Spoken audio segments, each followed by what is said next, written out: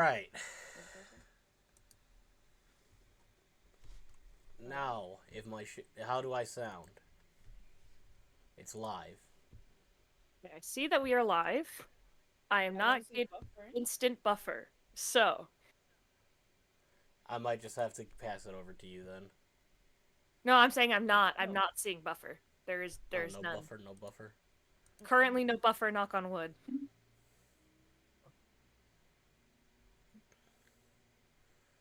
But now we have a backup plan in case we ever fail. Yeah, there we go. I had to lower the frame rate and something else, but it looks like I mean, we still for look pretty now. good to me. Right. Yeah, any issues, I'm gonna be pissed.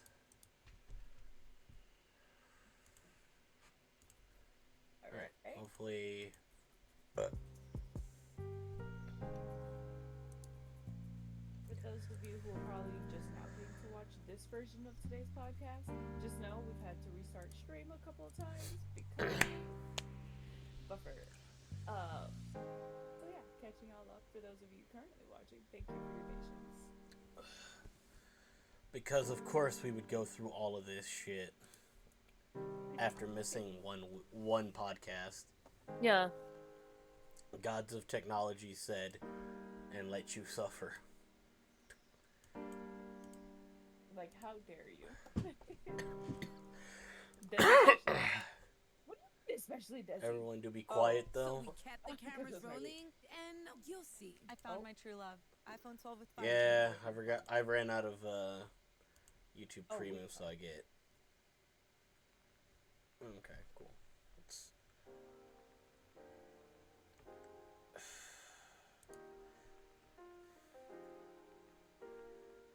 I mean, if it makes people happy, I can have the mic right here.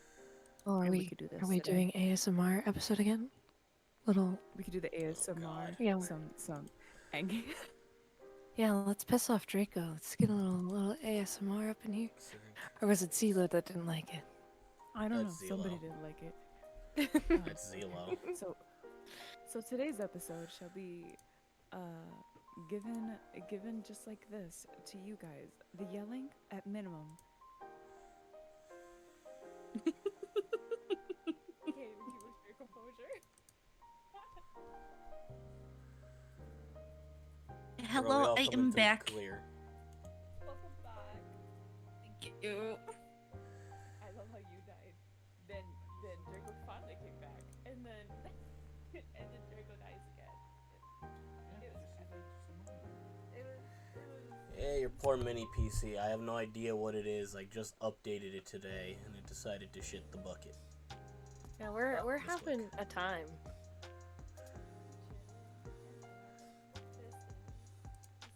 None of its drivers are out of date either, so it's beautiful, beautiful. Des, why are you now quiet? Is Scuff?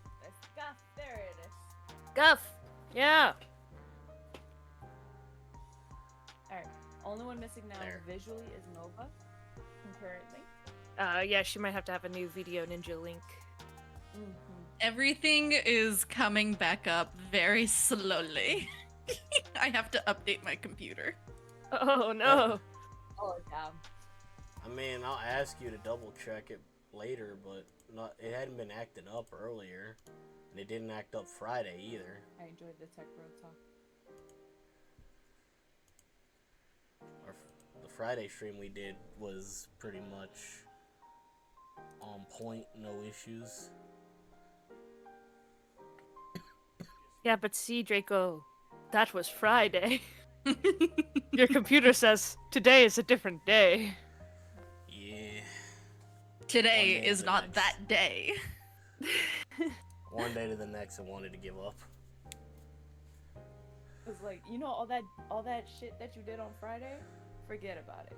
That was too much. I'm taking a retirement plan right quick.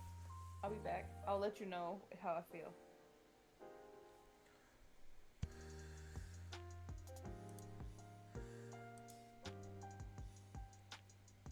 Oh Lord, my eyebrows are still wet.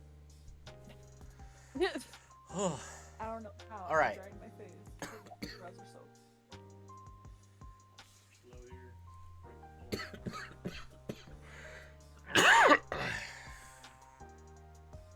Oh, I should have wrote them down somewhere.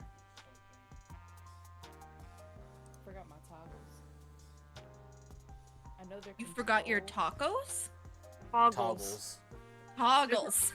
There's only one toggle I have now on this model. I Question have, is, do I remember it? I think I have 8 of them. Maybe 9. that's wild. There it is. I'm just not sure how it goes. Me staring at stream intensely, waiting for it. Oh, hold on. I was hitting several different buttons, and then I guess I figured it out. There it is. Her head's naked. She is Yeah. a bean now. She is a bean. No, I have little horns. I see him. I see him. Funny enough, on stream, they kind of match your chair. Yeah, they're hidden. You would never know. It's the little white tips that kind of like snitch them out until you sit up straight in your chair. Let me see. Is it what is C1? Oh, you see how my eyes get angry? Oh. No shiny and then shiny. Yeah. Second one, I Sag.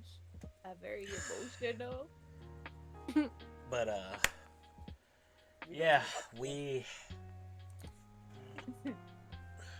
I showed it briefly. It won't happen again.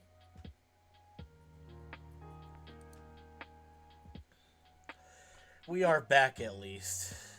Oh, we are back. We're back, No, but- and what? And then next week is the start of our break, right? Or Yep. yep.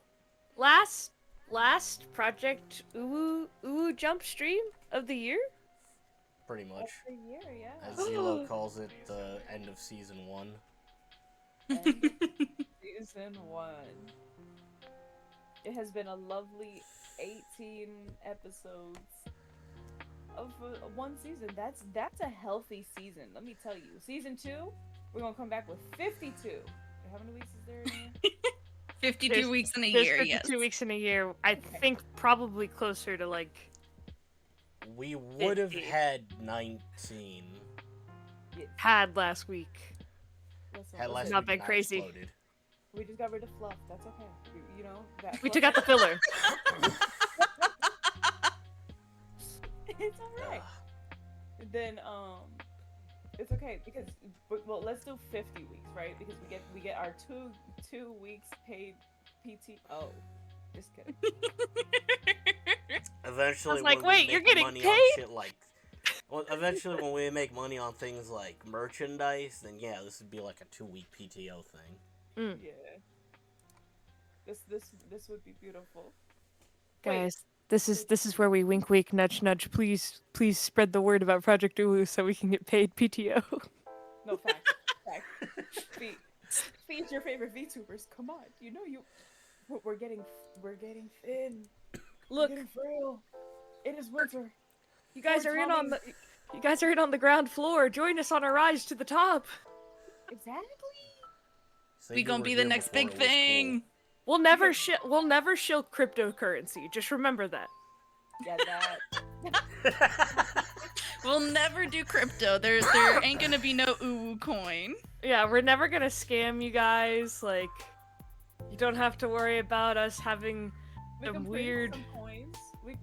Imagine we make our own little fake monies. Yeah, we can make like real little UWU coins that we hand out or at That's what I'm cons or talking about. something. But yeah, we're not gonna like make our own real fake currency. Real fake. What a thing to say, but like, that's what I mean, That's what crypto is. yeah, It's we, a is we all real learned the fake lesson. currency. We learned the lesson before we fuck up via the whole Huck to a chick that is now I'm pretty sure is getting sued. Oh, yeah. There's a potential that she gets criminal charges against her from the CFTC, which is like a specific currency Federal Trade Commission. What did I miss? What happened? Hawk Tua Girl Uh, came out with the Hawk coin, which like basically was a rug pull immediately What was And the so- name? I should be concerned. It was just a crypto that she like slapped her name on.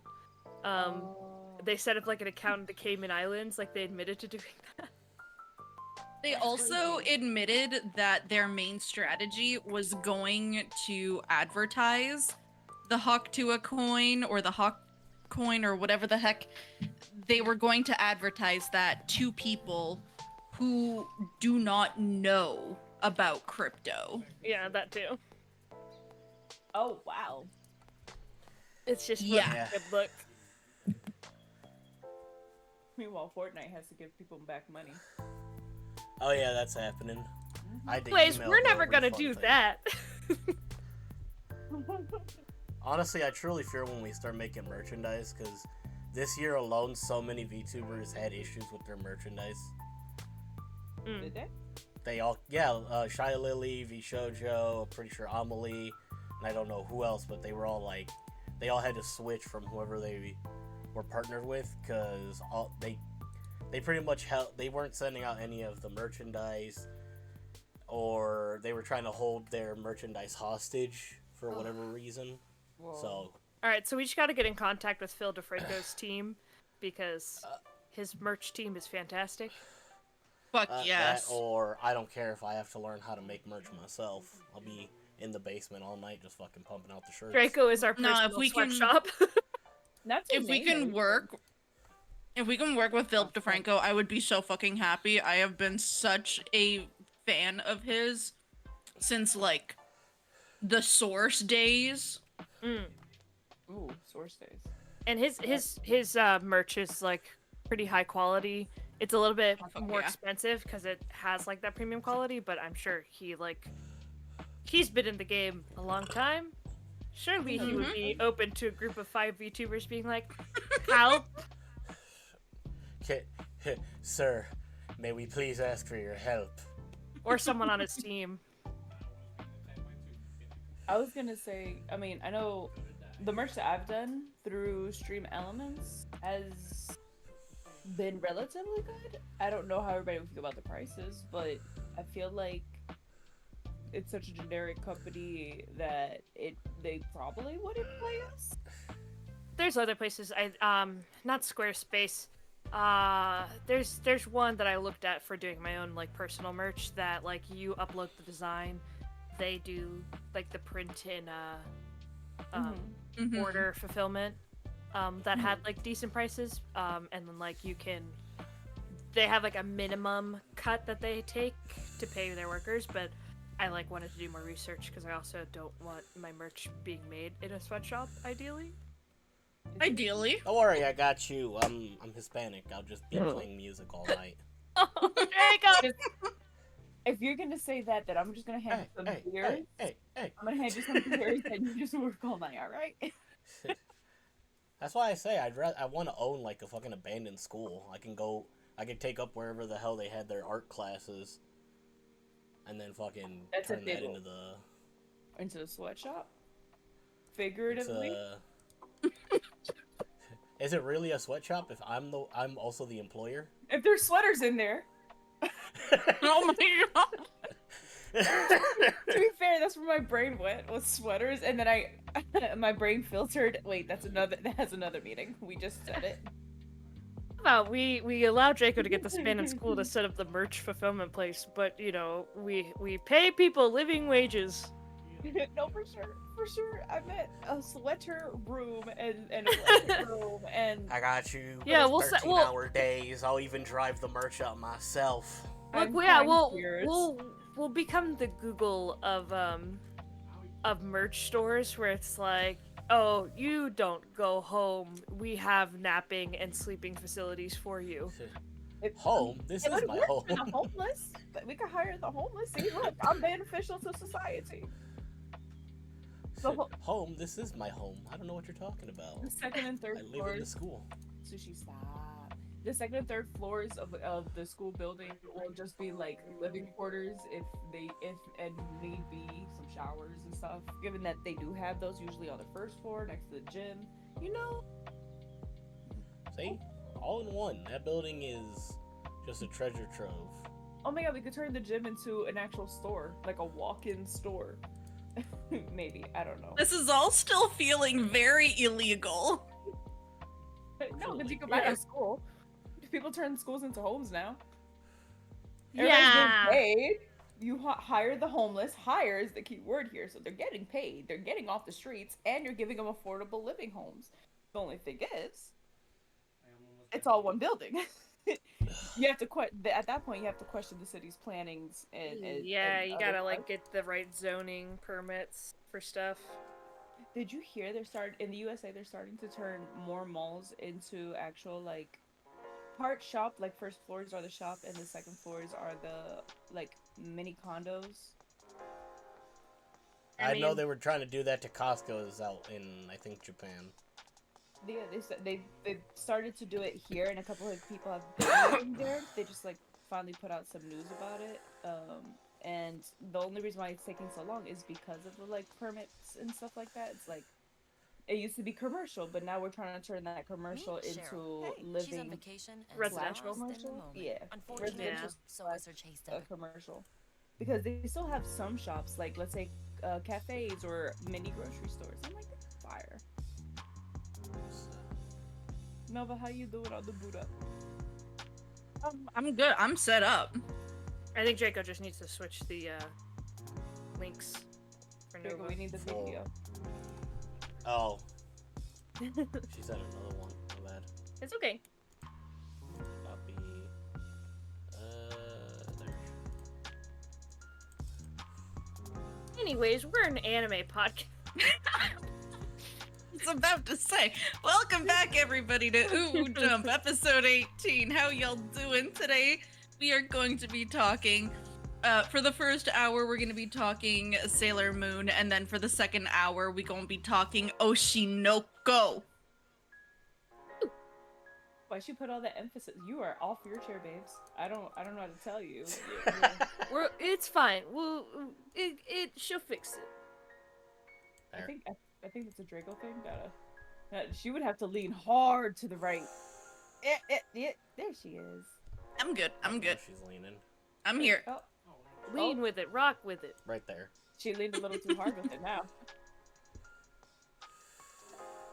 Draco, don't move me around. I can move myself around.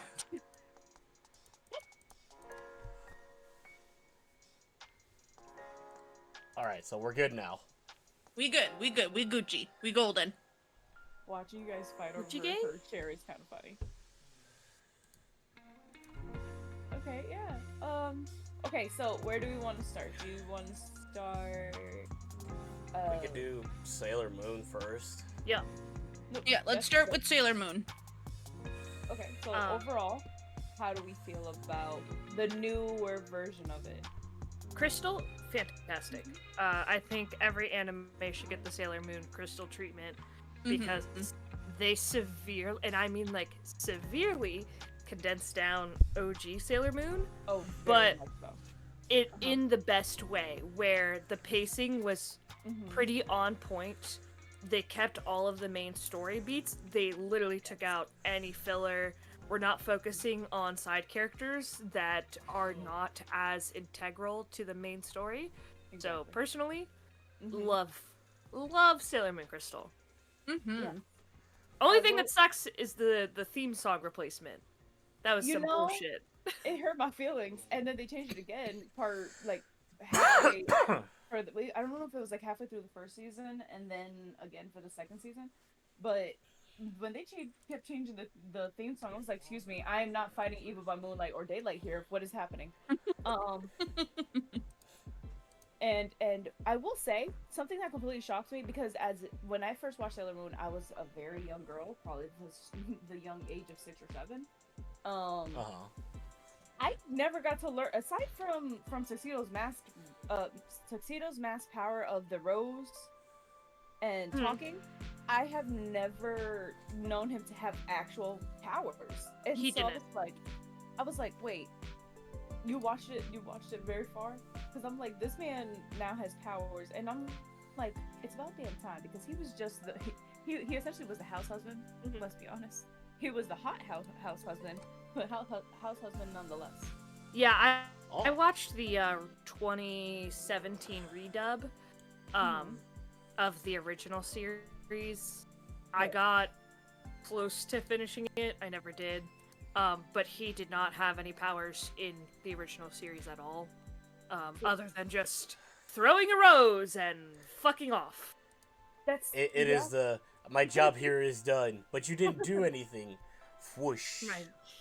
My job here is done. Exactly. So how do you guys feel about him having powers now then? Would you say like it was needed, or it was like, huh, you know what? I didn't really care for him as a character, but given that now he has something special about himself, you know, he's the prince of Earth. of Earth itself, and so it's like, aw, that's nice. But like, how do you guys feel about that little aspect in it?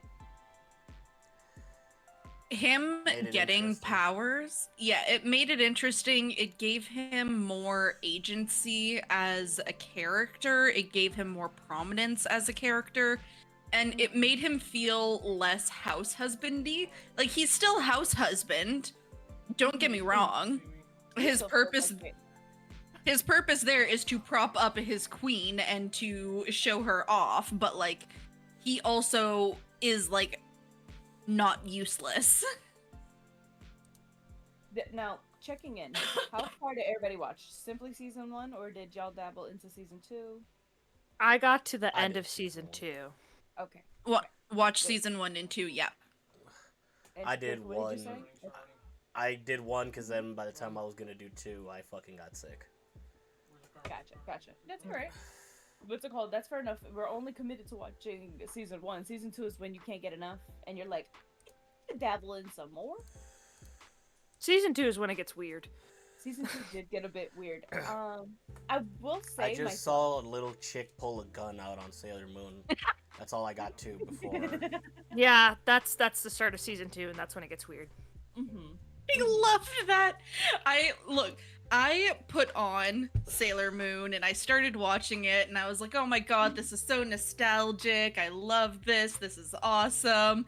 Some parts that came up, I was a little like, what the fucky about it? Like, one thing about season 1 that I will say that I got really sad and mad about was Sailor Moon gets to keep her tuxedo mask, but like all of the other sailors, their boyfriends just die. Yeah. Yeah. They don't get boyfriends. They don't get love. Excuse me. To be fair, he lives because, and this is where like I'm a huge Sailor Moon nerd, and that's like I back Sailor Moon in any like who would win fight, right? I'm like Sailor Moon, because she's the literal embodiment of life. So her crying over him and then reviving him is one, a really cool moment, but then two, like, is just part of her powers, and it cannot happen for the other Sailor Scouts. They do not have the embodiment of life power that she has, so they have no way to revive anyone the way she does. I just feel bad. I did cry for them. I second that notion, Nova. It sucks. Yes, it sucked ass. I was like It couldn't have been written in a way where they just don't die. Evil? What do you mean evil, Nunez? I don't know. You can't say one word answers and then expect me to know what you're talking about. the probably the whole boyfriends dies notion. He's on our side. To be fair, too, like, Sailor Moon is also, that like... evil. Des, you're speaking Spanish. Ya lo vi. There's also just, like, a lot of, episodes where, like, Sailor Moon, and this is in the original series, too, the Sailor Scouts are just, like, legit killing their enemies. It's not talked about enough, but, like, Sailor The Moon first being few targeted ones. towards little girls is very funny to me because of how dark some of the episodes get, as far as, like, we're fighting this thing and we're fighting it with the power of love, but it's dead. Like, we just killed it. The power of love is deadly. It is, you know? Mm-hmm. We hit Uh, that I'll do that later. I don't know. It just I think it sucks that it had to go with killing off the Sailor Scouts' boyfriends because I think in the original series, they were not boyfriends. I want to say some of those, boys in the original animated series were hinted at being queer lovers, which I thought was interesting. Correcto. Correcto. Sí. So Okay. yeah, so it's like in the original anime, and I don't know if it was in the manga or not. I haven't read the manga yet, but in the original anime, it was like, yeah, like a couple of them were just like basically like centimeters close from kissing each other and potentially even having like off-screen sex, right? Versus now it's like, oh, there's each a man for each Sailor Scout, and so that was like actually a little bit trippy for me because I was like, aren't you gay? Like, don't you guys love each other? That's where I got. So that was like, oh, we each met one of them and fell in love, and I was like, what? What? En un diferente universo. In a different Aparentemente. universe. Yeah. So, like, yeah. So that part in season 1, that was a little what the fucky for me. I got mad about that. I was like, can't the other sailors just have love? But then we go through all of that, and like even in our little Project UWU chat, y'all saw me like freak out a little bit, and then Sailor Moon has like the whole episode, this whole moment where she like basically heals the entire Earth from a zombie apocalypse and all of that. I'm like, I'm sitting there, I'm going crazy. I'm like, this is fucking awesome. I can't believe I forgot how epic this was, blah, blah, blah, blah, blah. And then just this adorable little girl with pink space buns and pigtails falls out of the sky and points a Glock straight at fucking Sailor Moon. And I'm like, what the fuck? Sailor Moon thank you. is very America coded. No, sí. Espérate. Like, oh Draco, shit, she's packing heat. pregunta a Nova si ella sabía de Chibi Moon antes. Chibi Moon? That is her name, yeah. Yes, yes. No, but did you know Chibi anything Usa? about Chibi Moon before I Yes, yes. So I watched asked? Sailor There's also Moon. UWU. Draco. So yeah, UWU. Espérate. Okay. I said it. I said it. I watched Sailor Moon when I was a little munchkin. Like, the Sailor Moon was the first anime that I watched that I didn't realize was anime, you know? It's that first one where you're like, this is cool, and you don't really know what it is. And then afterwards, Inuyasha was my first, like, anime that I engaged with as anime kind of thing. So there was a lot of stuff that I remembered, especially about like Chibi Usa, and I remembered that We live in a world she was Sailor Moon's daughter and Tuxedo Mask and all of that kind of stuff. So there was a good bit of stuff that I remembered. A lot of holes got filled in as I rewatched the reboot and the remake. Not a reboot, it's a remake. But yeah, no, I did not remember Chibi Usa pointing a Glock at her mother. She did. Uh-huh. in both OG and in the remake, she in the manga, it's also like it's a big secret. Le dijeron en específico, ese pistolita en específico, ese sí se necesita. Eso se queda. That It's just- that scene stays seemingly, no matter what. Yeah, Yeah. it's kind of like important as far as setting up Chibiusa as like, oh, look at this cute creature, look at this evil cute creature, but then like, and then she legitimately pulls the trigger on Sailor Moon. Like, let's not forget that. But it's like a Joker gun from like the 1960s Batman, where it just says like boom or pow or whatever, right? Like it's not a real gun. It's got also. flowers coming out of it. Okay, flowers in this series, yeah, like it's just so silly. It was supposed to be the But, like, homage she- to I think a 90s, 80s show. It's like, boom, oh, right.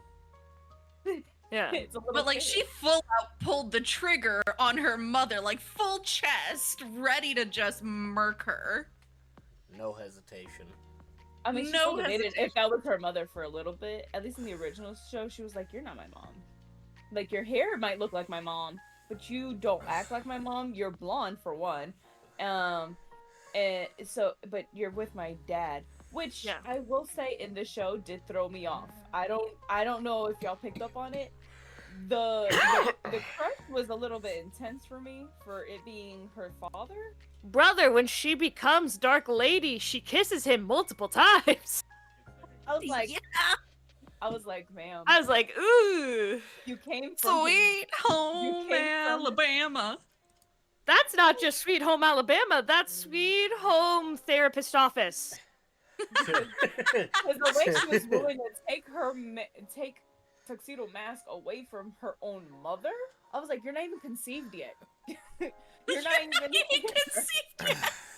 Yeah, and that was something that I thought was weird because, like, in the original series, there was this infatuation with But you could tell it's Mamo, like, but like in the original series, I don't think she knew that they were her parents. She only knew like, oh, her parents before they became King Endymion and Neo Queen Serenity were Sailor Moon and Tuxedo Mask, and for a very long time in the original series, she does not know. exactly. Like she doesn't put two and two together. Because they also explain like, oh, in the original Sailor Moon, whenever the Sailor Scouts like transform in public, people just kind of forget what their faces look like before they transformed, and nobody can like really remember their faces after they transform. Exactly. Which is why Sailor Moon has that. Sailor Venus and Sailor Moon both have that one device that lets them go in disguise and undercover. Yeah. So like that. Granted, that makes sense. But the fact that she couldn't recognize her own father, because her father's face didn't freaking change, in from Andivian to freaking Mamo. Yeah. It's well, to be fair, she also doesn't have any powers, so she's affected the same way a normal Had. person is, I guess. Had because I also our queen love. her stripes. Huh? I also love how in the second season, only once in the entire second season, where they're doing this whole time travel shenanigans, only once are they ever worried about creating a paradox. Yeah. And then every other time, it's like, you know what? Let's fuck with the timeline. Who fucking cares if there's ramifications? Listen, Yeah. we're all gonna die anyway, so we might as well risk it for the biscuit. Is how they felt. Well, that was another big change too. Was like the original series. Before we ever meet Sailor Pluto as like an entity in Sailor Scout, you meet the two lesbian Sailor Scouts. Is it Uranus and Saturn? Hey, Neptune? Neptune. Uranus and Neptune. Yeah. Yeah. So we meet them first, and then there's lesbian panic on behalf of all of the other inner century Sailor Scouts, which are the OG Sailor Scouts, because I think it's Uranus looks kind of like a dude in normal clothes. It's a very butch lesbian woman. We stan.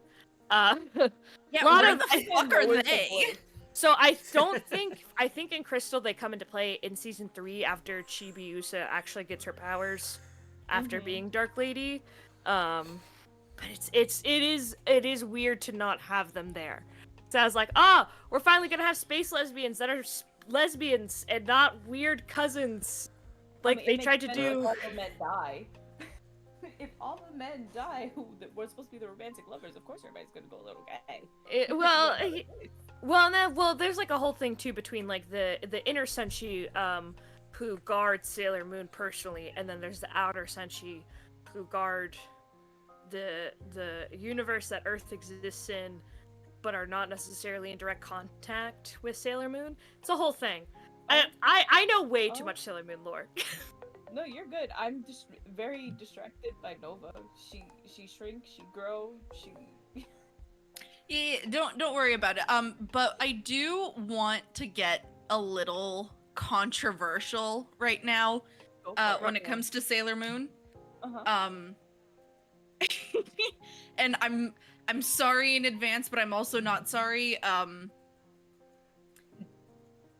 Goku bodies Sailor Moon. Nope, get out. Here's the thing. Disconnector. Here's I my view on would it. have agreed if I Nova! never.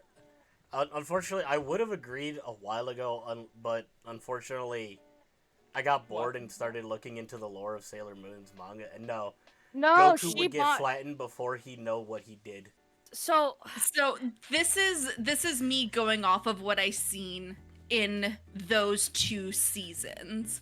Mhm. If you're Okay. just doing season 1 and 2, yeah. and 'cause- that's not her. That's not her at her peak yet either. Which is fair. But like when I was watching this with hubby, yes, Sailor Moon is immensely powerful. As I've stated before, she healed the zombie apocalypse globally. She can indeed, she is at the very least by the end of season 2, small planet level buster. That being said, those feats are created with support. By the end of season 2, she only has one big feat that she had done completely alone, and that was the healing of the earth thing. And on top of that, her attacks and her on her own, she is not very fast. She is not fast at all, and physically speaking, she is not strong at all. By the end of Yeah. season 2, if Goku sucker punches Usagi in the gut, she is down and out for the fucking Yeah, count. but how long does it take Goku to charge up his attacks? Like 5 episodes. Well, no. Unfortunately, not if just we're that, just he using likes season fight 1 and too much. 2, Uh-huh. at Goku on his natural level of strength where he is now, he could kill any regular human without being, if he's not careful. Yes. Like if he doesn't pull pretty much everything but 0.1% of his power, he's accidentally killing a human being. And So I'm I- not even talking Kamehameha kind of thing. I'm talking straight up just punch to the gut. Usagi's down and out for the count for like days. So I see your point, and I do understand, like, because there's this idea that she always has to have all of the Sailor Scouts to like boost her power in order to put her at her peak form. It is it is like when she ascends to Neo Queen Serenity in the future, which you kind of like, it basically once she marries Mamoru, which like if you watch the movies is what happens. There's like an entire movie dedicated, I think, to like the build up to their wedding. Yeah. That's really like within, because you have to keep in mind season 1 and season 2 take place, like season 1 takes place in about a month. Season 2 Basically, also yeah. kind of takes place within a month or so. So like she's leveling up exponentially fast in a very short period of time. And especially when she gets her memories back, she starts like, she doesn't get them all back all at once, but as she gets more and more memories back, she unlocks more and more powers. And Also- the big sorry. thing too is like, she just like I said, she's the literal embodiment of life. That is the Princess Serenity, Queen Serenity thing is like the reason why there's always a Queen Serenity, there's always a Princess Serenity who goes by Usagi. Like, she didn't just name Chibi Usagi for no reason. That's just how the cycle works. And it'll, like, there's always a Prince Endymion. There's always, like, this is a never-ending cycle for the Moon Kingdom as protectors of Earth. But wait, I thought when she finally reaches Queen Serenity, no one dies. They reach, like, their peak age, like, 18, 19, 20, So- you know, older youth, and then they stop aging, and then they can live, Yes. a long life past the 1,000. Yes, because that's why- everybody currently is 1,000 and something.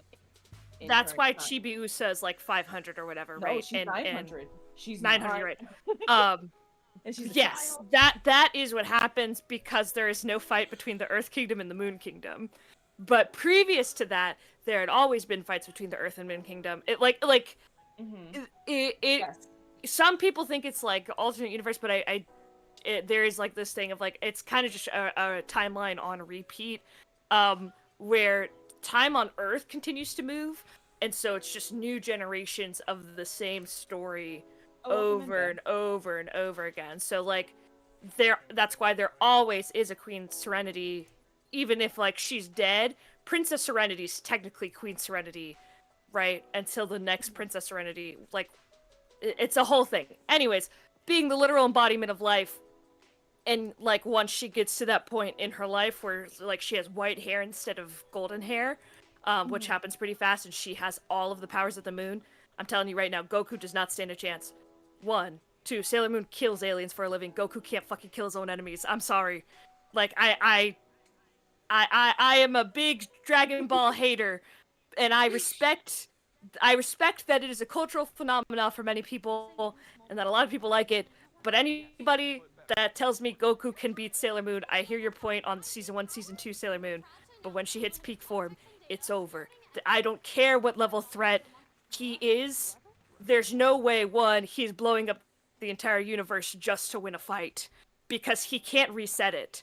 Sailor Moon can. So she would, and then will reset it without him in it. Like,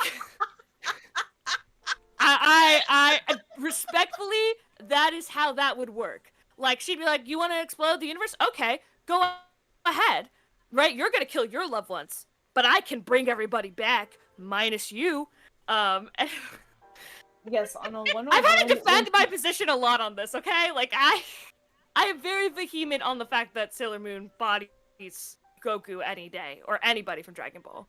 But here's the thing, right? If we go, because Sailor Moon, at least currently, right? Let's focus on the first. You are completely correct. No one is doubting that. I'm saying, based on these 2 seasons that are visible, right? We're not reading anything. Right. If you think about Goku, even at DBZ level, right? Know what that means? I've never watched any Dragon Ball. Okay. So Dragon. So let me just break it down because I have random All lore I for know this. is it takes them 5 episodes to like That was- Kamehameha their way into battle. There's a when lot he of starts yapping. Learning it. That's when he's first learning it, because after he has it down packed, they summarize it to like maybe 5 minutes in an episode. Or like, for example, the Spirit Bomb, where that's the one that took like 20 something episodes while he's gearing it up, and Frieza's just was it Frieza or Why would they do that? because No, because it's they were always the speaking Spirit human Bomb. power. It was a Spirit Bomb, Yeah. right? The first Yeah. Kamehameha took an episode long because he was saying "ka," and holding it out. An entire episode, just one vowel or one syllable. It was a lot of narration happening, and then they were basically filling that time with what was happening on the side. That Kamehameha, probably in real time, only took like that, saying the phrase Kamehameha, right? But in Growl, Goku whatever. versus I'm not Frieza into- with 30 episodes. Please. And I 20 love you guys more. so much. Please don't make me watch Dragon Ball. I don't I- have the patience No, to. I here's the won't. thing. I There's wouldn't, Dragon and even Ball, if I Dragon did, Ball I'd make Z, you Dragon Ball watch Z Dragon Ball TV. Z Kai. Kai is basically No, like the compressed I have a version new one. of Wait, which was Kai. Kai isn't the new one. That's super, but Kai is pretty much Oh, okay. them compressing Dragon Ball Z.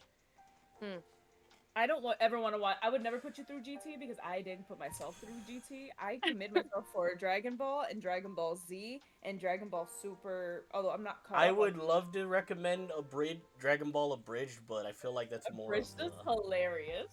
It's just funny. You I would feel prob- so bad. I love it, but I also feel so bad Mhm. for the creators of Abridged because They did unintentionally they created so much fake like lore for the series of Dragon Ball, and it's quite literally hurt a bit of the a lot of what Dragon Ball is. But but on the same note, it's also the community's fault for getting so butthurt over it. Because if someone says the Abridged stuff said this and it's true, you just know they're there more for Abridged's comedy, not actual Dragon Ball. Mhm. I will say, if we Okay. ever were to force you guys to watch Dragon Ball, I promise you, it was, I think, my favorite and the only one that is truly, like, makes a breaking point in the series would be the Cell Saga. But Cell Saga, I don't know how many episodes that is, but it's a lot, and you'll see a lot of... It is. It's a lot of, I will say it's a lot of controversy, given what happens to Gohan and Trunks, which are the children of both Goku and Vegeta. I feel like you know those 2 names, so it's their children who go through a lot of the shit, and it's Future really Gohan. cool. future Gohan. Future Gohan is sad. I will say, like, I understand y'all's point as far as, like, season 1, season 2, Sailor Moon cannot defeat Goku. I can admit to that, and I can agree to that. I'm just saying, if we're doing each person at their peak, that's where I draw the line. That's But not an argument. But continue. My curiosity in terms of like Sailor Moon at her peak, and when it comes to like, and I don't like to partake in power scaling conversations a lot, but this is the conversation being had. We're talking power scaling at this point. In my opinion, the number one attribute that needs to be taken into consideration when you're talking about power scaling and who bodies who is speed, feats of speed. How fast can Sailor Moon go? Because it doesn't matter how strong she is if she is not fast enough to land her punches. If Goku is faster than Sailor Moon in terms of any attack, then he bodies her because his hits land far faster than she can hit him. That is a great question. I would say because they both, so like if he's doing what we know to be his current peak, right? If he hasn't reached his peak, and we never see Sailor Moon, as far as I know, like animated or in the manga at her peak, other than like she's become Neo Queen Serenity, and therefore she's at her peak, but we don't know the full extent of the power there, other than like just like loose tidbits that have been dropped, right? I don't know how fast she is, but I can imagine that as far as like getting their attacks charged up, I want to say they probably take about the same amount of time. Because like he has to say the whole Kamehameha. She needs to. If we're talking Not about, really. They do it more out of. It's so the whole like saying the. To be fair, the whole saying the name of your attack before you do the attack comes from the times of samurai, and like you would walk up to. Like, you would be a big samurai on a battlefield, and there would be other samurai there, and then you would be like, I am Nixie of the Sea Dragon clan. This is, I've defeated this person, and this person, and this person. He who dares to defeat me. Like, that's why they have these really long dialogue things at the beginning of, or during fights in anime. It's not anything more than it comes from the samurai thing. You could take all that out. They don't have to say either of their power-ups, in which case I genuinely don't know who's faster. Because it, like, is it taking place on the moon? Is it taking place on Earth? Is it taking place in space?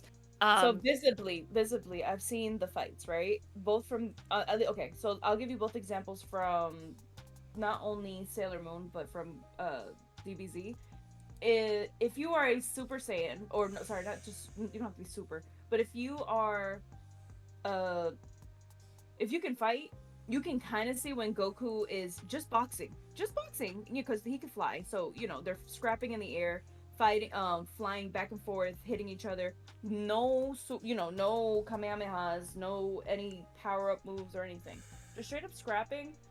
I feel like Goku would beat her because in the human eye, he cannot be seen. He is essentially as fast as light speed. Now, Sailor Moon, I do remember. He's a god. I will say in Sailor Moon, in these first two seasons, there is an episode where they get canceled out before they get to use their powers to even suit up. So yes, that is but very real possibility. When she becomes New Queen Serenity, she does not need to suit up to use her powers. Sailor Moon stops. We're not talking about Serenity. We're talking about now. So, right. But then I'm saying, in like, this conversation, let's assume that both of these beings are at their peak. I did. This is content. This is the assumption of them being both at their peak, right? So them being both at their peak, that means Sailor Moon is Neo Queen Serenity, right? Okay, that at means peak, yes, Serenity, Neo Queen Serenity wins. So, but at currently, let's say it's like saying right, Dragon but Ball no, Des, forget currently. We're talking about she's at her peak, right? Forget season 1, season 2. She is Neo Queen Serenity because that is her peak. That is when she reaches her peak powers. She does not have to transform at all to use her powers. Like, they just exist with her because she's queen and one with the moon. So, and again, like, and Van is right. She is essentially a god for all purposes, as far as, like, I don't know. Do we think gods move extremely fast? Do we think, like, okay, even if she's not the most fast moving god, can her eyes track super fast movement? I don't have the answer to that. I would like to Right. say yes, but I'm not gonna, like, use that assumption as, like, yeah, she totally win. I think it could be a close fight, but I also, like, I think a lot of people do forget her being the embodiment of life and being, like, yes, Sailor Pluto is there guarding the gates of time, has never stopped Sailor Moon from turning back time on her own. It has not. She can do it on her own without Pluto's intervention. So, with all that being said, again, just because we are in the context of a power scaling conversation, when discussing these things, we can't go off of speculation. Like, it's a possibility that he or, like, Sailor Moon or Goku can do this. We have to talk about and compare feats that have been shown. Like, have we seen Sailor Moon turn Yes. back time? Have we seen Sailor Moon do this Yes. or do that? If these So- are actual feats that have been presented to us, then sure, let's Now, compare those to in the the feats of original- Goku. In Wait, the original now time out. manga and in the original anime season 1, at the end of it, all of the Sailor Scouts die. That, like, all the Sailor Scouts die, Yeah. and she technically inherits all their powers from them dying. But she is all alone. The powers have run out at that point. She used the last of their powers to defeat whatever enemy she was fighting, and so it is just her. Nobody else is alive as far as Sailor Scouts go, as far as Tuxedo Mask goes, and she is just like, this sucks. We won, but this was an awful cost, and my friends deserve better.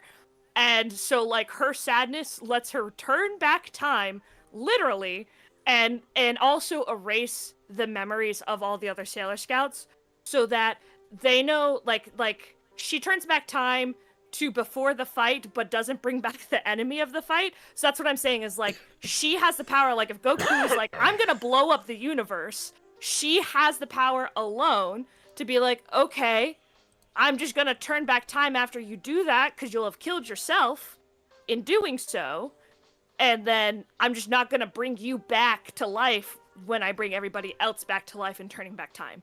Like, There's she also- has those powers. Nixie. now, But I does just she want to- have the durability to survive Goku? Yes, the silver crystal encompasses her anytime she would be in a life-threatening, dangerous situation. I don't like his. There's nothing that can break that crystal. Now, I As do have a so, like, question more so she gets for surrounded by Draco. it when she's safe. She can turn back time. That's Draco, how it would work. Draco, I have a question. Now, given Nixie's scenario, right? What's up? Let's say, because you know how when Goku dies, he don't die. That man gets a halo, gets sent to heaven. He runs the marathon, and sometimes goes to the planet, and all that niceness. Can he come back on his own? She won't let him come back, but can he make it happen? Because he has before. I mean, To come technically, back. if we fight in an area where the DBZ's afterlife does exist, Mhm. yeah, he would just go into the afterlife technically. And when I tell you And this man is his respectful and spirit life is death, there, he's- and his spirit is there. So And then he could will himself back into existence? I thought the only way to bring mean, people he's back in got- Dragon Ball was to get it's 7 or 8 Dragon Balls and then wish them back to life. it's the Dragon Balls, but like, unfortunately, Goku has so much good credit with every god above him yeah. that like run heaven. They would be like, okay, champ, you can go back out there in your. And then Your the spirit fight form. just repeats, and then again, Sailor Moon just does it again.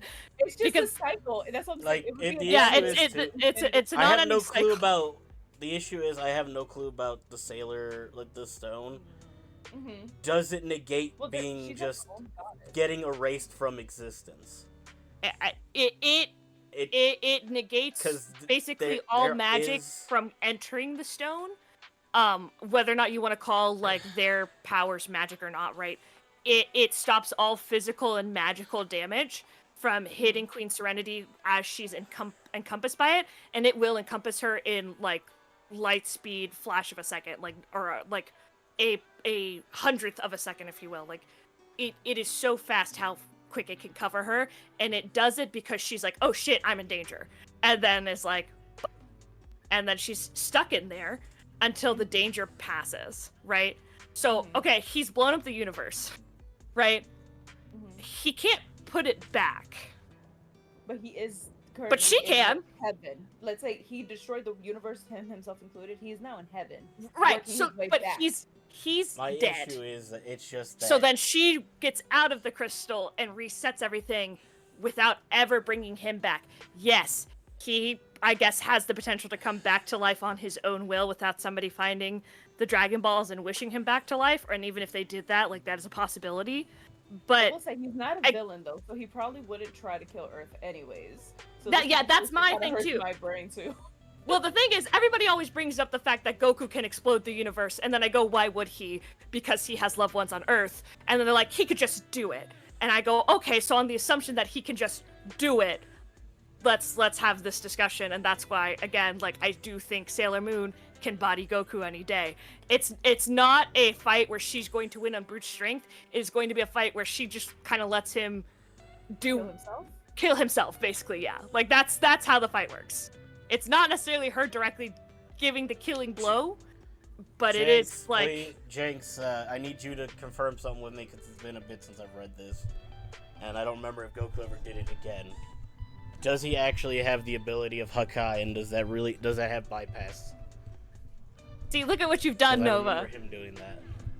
This is exactly what I wanted to do. Nova, why? issue- I hate these arguments. I have to like. I'm an my argumentative issue, person. My This issue is healthy Goku for us. technically has a technique that Time out, Goku has all the gods of destruction, that he has managed to create a pseudo form of a move called Hakai, which is what gods of destruction use, and for the most part, it's kind of like just Control Alt Delete with the master controls of a computer once it hits. Here's my second thing too. And I've never watched Dragon Ball. Everything I know about Dragon Ball I've learned against my will because I really dislike the whole idea of it. I say that genuinely. Like it's there's a lot of reasons why I dislike Dragon Ball. And Goku Dick Riders is definitely part of that. And I'm not calling anybody here in this call a Goku Dick Rider or in chat. I'm just saying, like, I've had this argument enough times, and I've always been on the Sailor Moon side, and have had to walk away because I get frustrated. My understanding is that it takes Goku 2 fights to win against somebody, if they are at an equal or higher power level than him. It's gotten right? It's gotten even worse as of recently. Like, so he does get his ass handed to him semi-regularly. Yeah. Now he'll go then back and there- like beat that person. Then there are just days though. There are just some fights where it's like, oh, he gave them the healing item so they can run it again, and he nearly loses. It's like, Well, here's the thing. I don't know. From Goku as I've- his head, that's his Achilles. that's heel. why Feels that's the why need I to only play with check his in on food Dragon Ball every time. once in a while. I've never I've I never could liked say this. never liked Goku as a character, which, as we've had before discussions on this, I have to like the character, the main character that Yes. we're following. So like Goku being the way that he is just makes me never want to watch, like, of the clips I've seen where he is the stupidest person on the planet and is just like He gets is the worse. definition of a himbo, but just It gets gets stupid worse.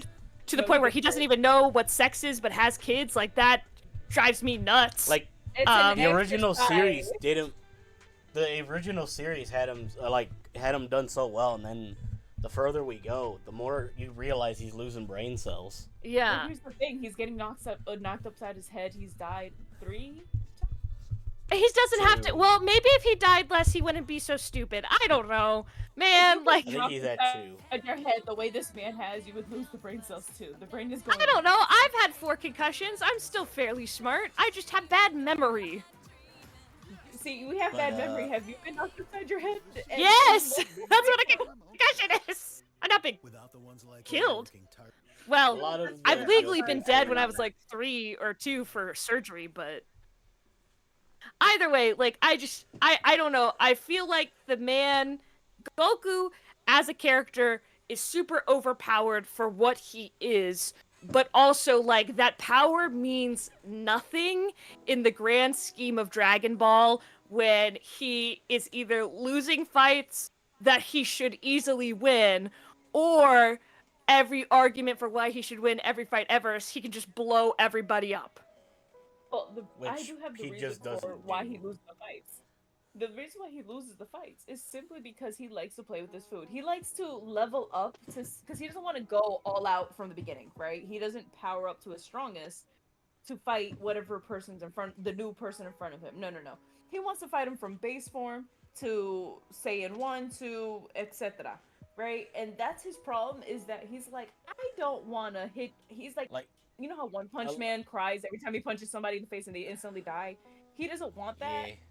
So his brain goes, I don't want that. I want to test the theory, and then he plays with it too long to the point that sometimes he does die, or sometimes he gets knocked out, and somebody else got to tag in because what are you doing, Goku?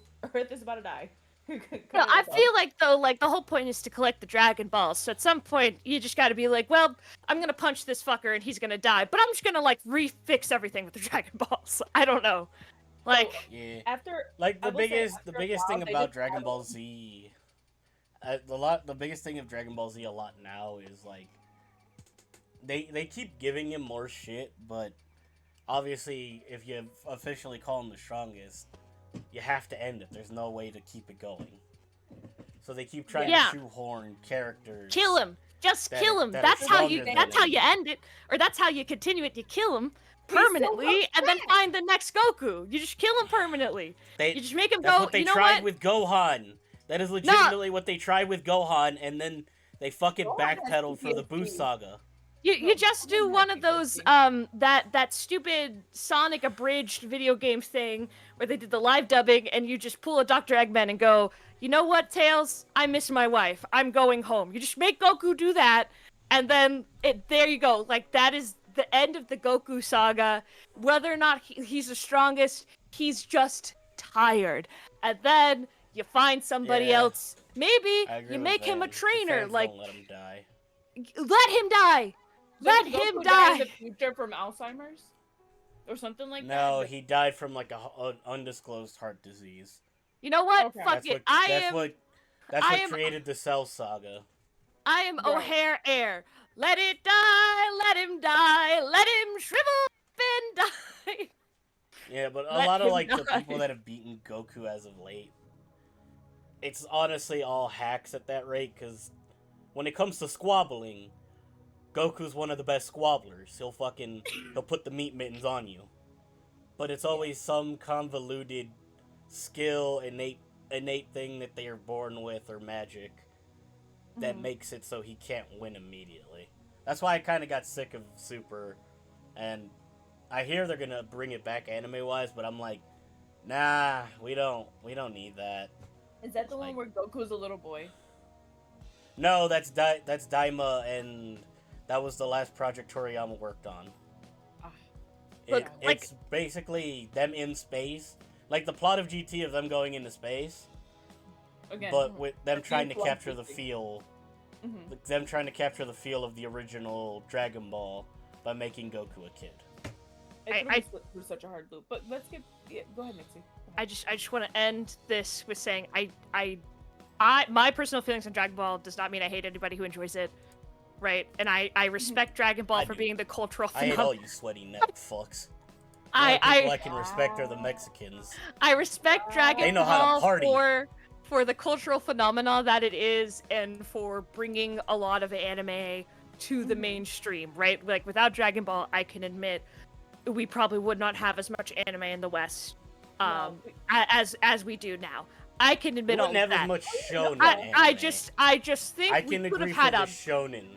I Wait, just no. personally cannot find enjoyment in Dragon Ball for myself. no And I one also figured just it out. think if we're gonna bring up power scaling arguments and you bring the embodiment of life into it, you have to admit the embodiment of life has a pretty strong chance at just dishing it all out. I'ma just So say what you're saying Sailor Moon is. wins on hacks. So what you're saying yeah, she is. does, because she's the embodiment of life. She's like a goddess. Yeah, she wins on. So what hacks, you're and that's saying valid. is. So what I'm hearing is, my boy Rimuru in the light novels completely wipes Sailor Moon. Who? Rimuru Tempest. Rimuru from I Got Reincarnated as a Slime. Yeah, Rimuru Tempest. Yeah, I never watched Him that in the or read light it. novel. You gotta find the light novel because he is so. God, that's a fucking broken character in the light novel now. He quite literally he is God of the world at this point. Kamen Rider He's got, beats like, Goku. Lay down. Lay down. Oh. I I feel will like say- Godzilla would put cans on Goku too. I've been sat here for Let's an get hour and a half, Godzilla in this and I drank conversation. 2 large chai, so I'm gonna go to the bathroom real fast. Okay. Go for it. Now, Nova, while Nixie Yes. steps away, you did want, because you said, don't let me forget. Yes. Stepping back into the light of Sailor Moon properly. Yes. I just want to say I'm like super proud of myself for what I did. You lit a bomb, and it was beautiful.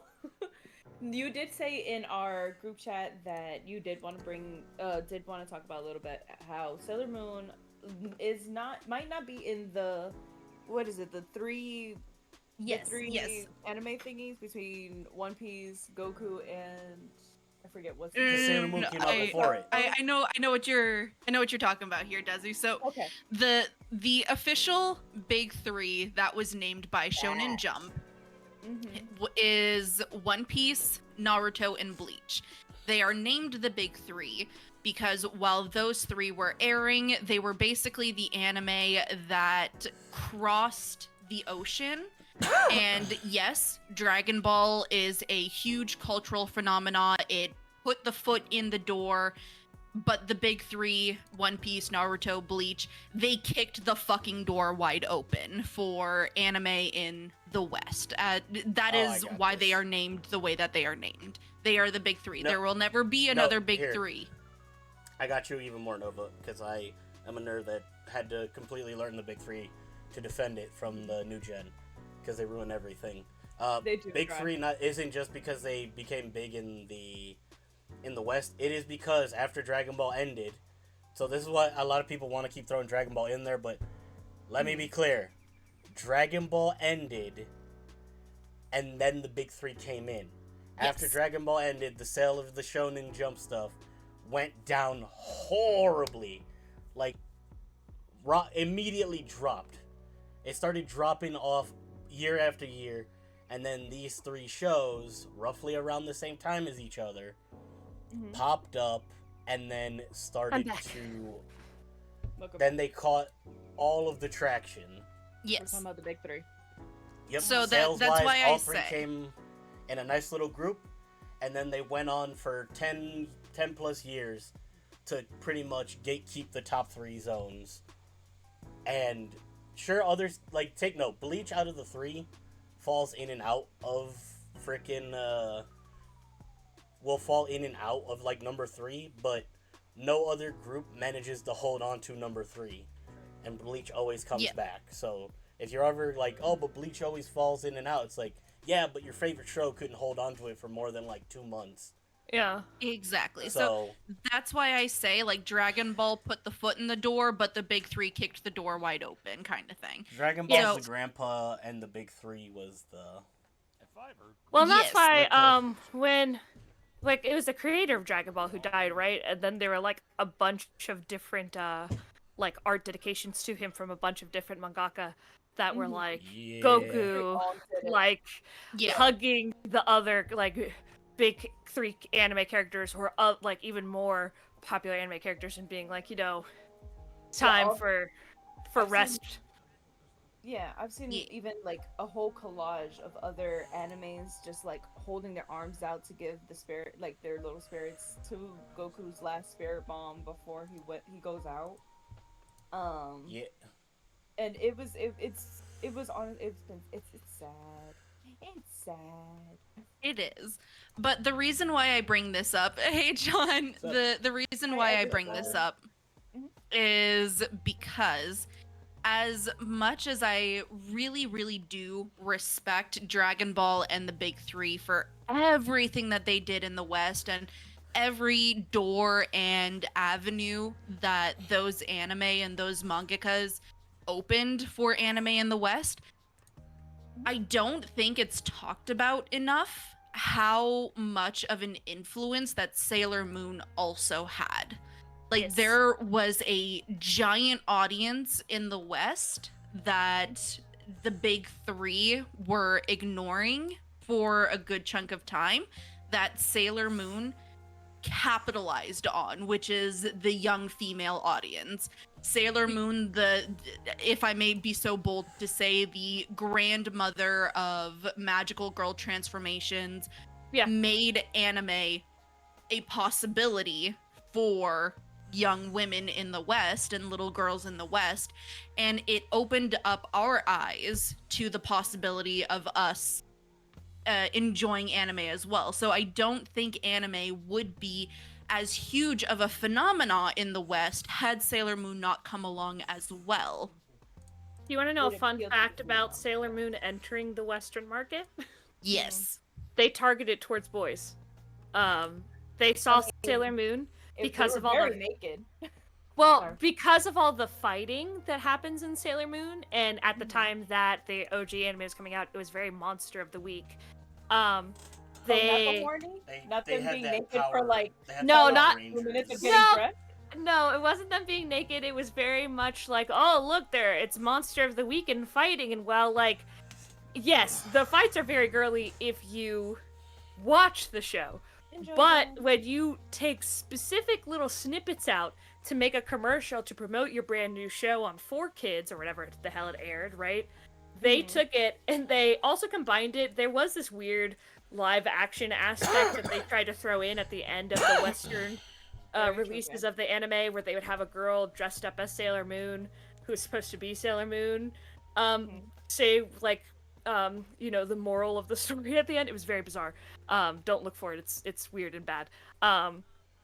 But they used her in the marketing as well as the snippets of the fights to be like, this is a high octane show. Little boys are gonna love it. And Tuxedo Mask is there and he helps wins all the fights for Sailor Moon.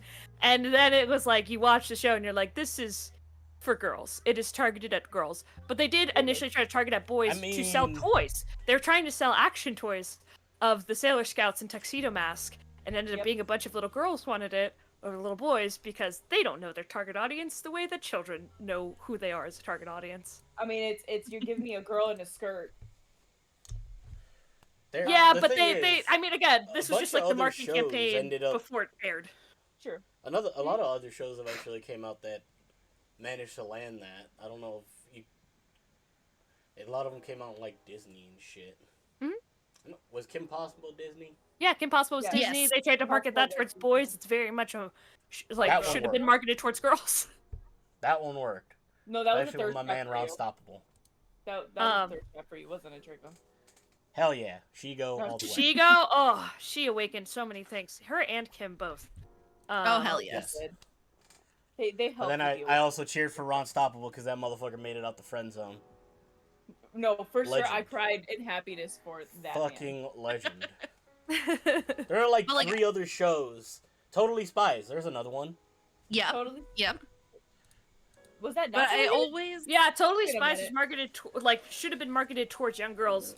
Ended up getting marketed towards boys because there was a lot of fighting in it. For whatever reason, they think girls don't want to watch fights. It's very bizarre. I think they don't want. And there us was fighting. one where It's they all wrong. look like pixies. I fucking forgot which one that was. Oh, Winx. Oh, There you go. Winx Club. Fuck yes. But They like brought that back imagine as a Netflix reboot thing. Not No. a fan. Not No. a fan. That is not my Winx Club. That is It is not. Werner Herzog's Sad Beige Winx Club for sad beige Netflix girls. That's what that is. Very but I big. always imagine that That is things true. such as like Winx Club and all of that wouldn't have happened or wouldn't have had the traction that they did had Sailor Moon not happened. Like, how much did Sailor Moon do for the animated community for young girls in the West? So Imagine Winx all Club- of the stuff we wouldn't have. So Winx Club would have never existed because Winx Club is like the French. It's a French animated series. Would have never See? happened without Sailor Moon because like the creator of Winx Club has said like Sailor Moon is our biggest inspiration for making this, but we wanted a more like Western fashion forward. We wanted fairies like, but it is like very much like all the transformation stuff are pulled almost directly from Sailor Moon because that was like an homage to Sailor Moon. And from that you also got Miraculous Ladybug as a more recent version, which Yes. is inspired by both Winx Club and Sailor Moon.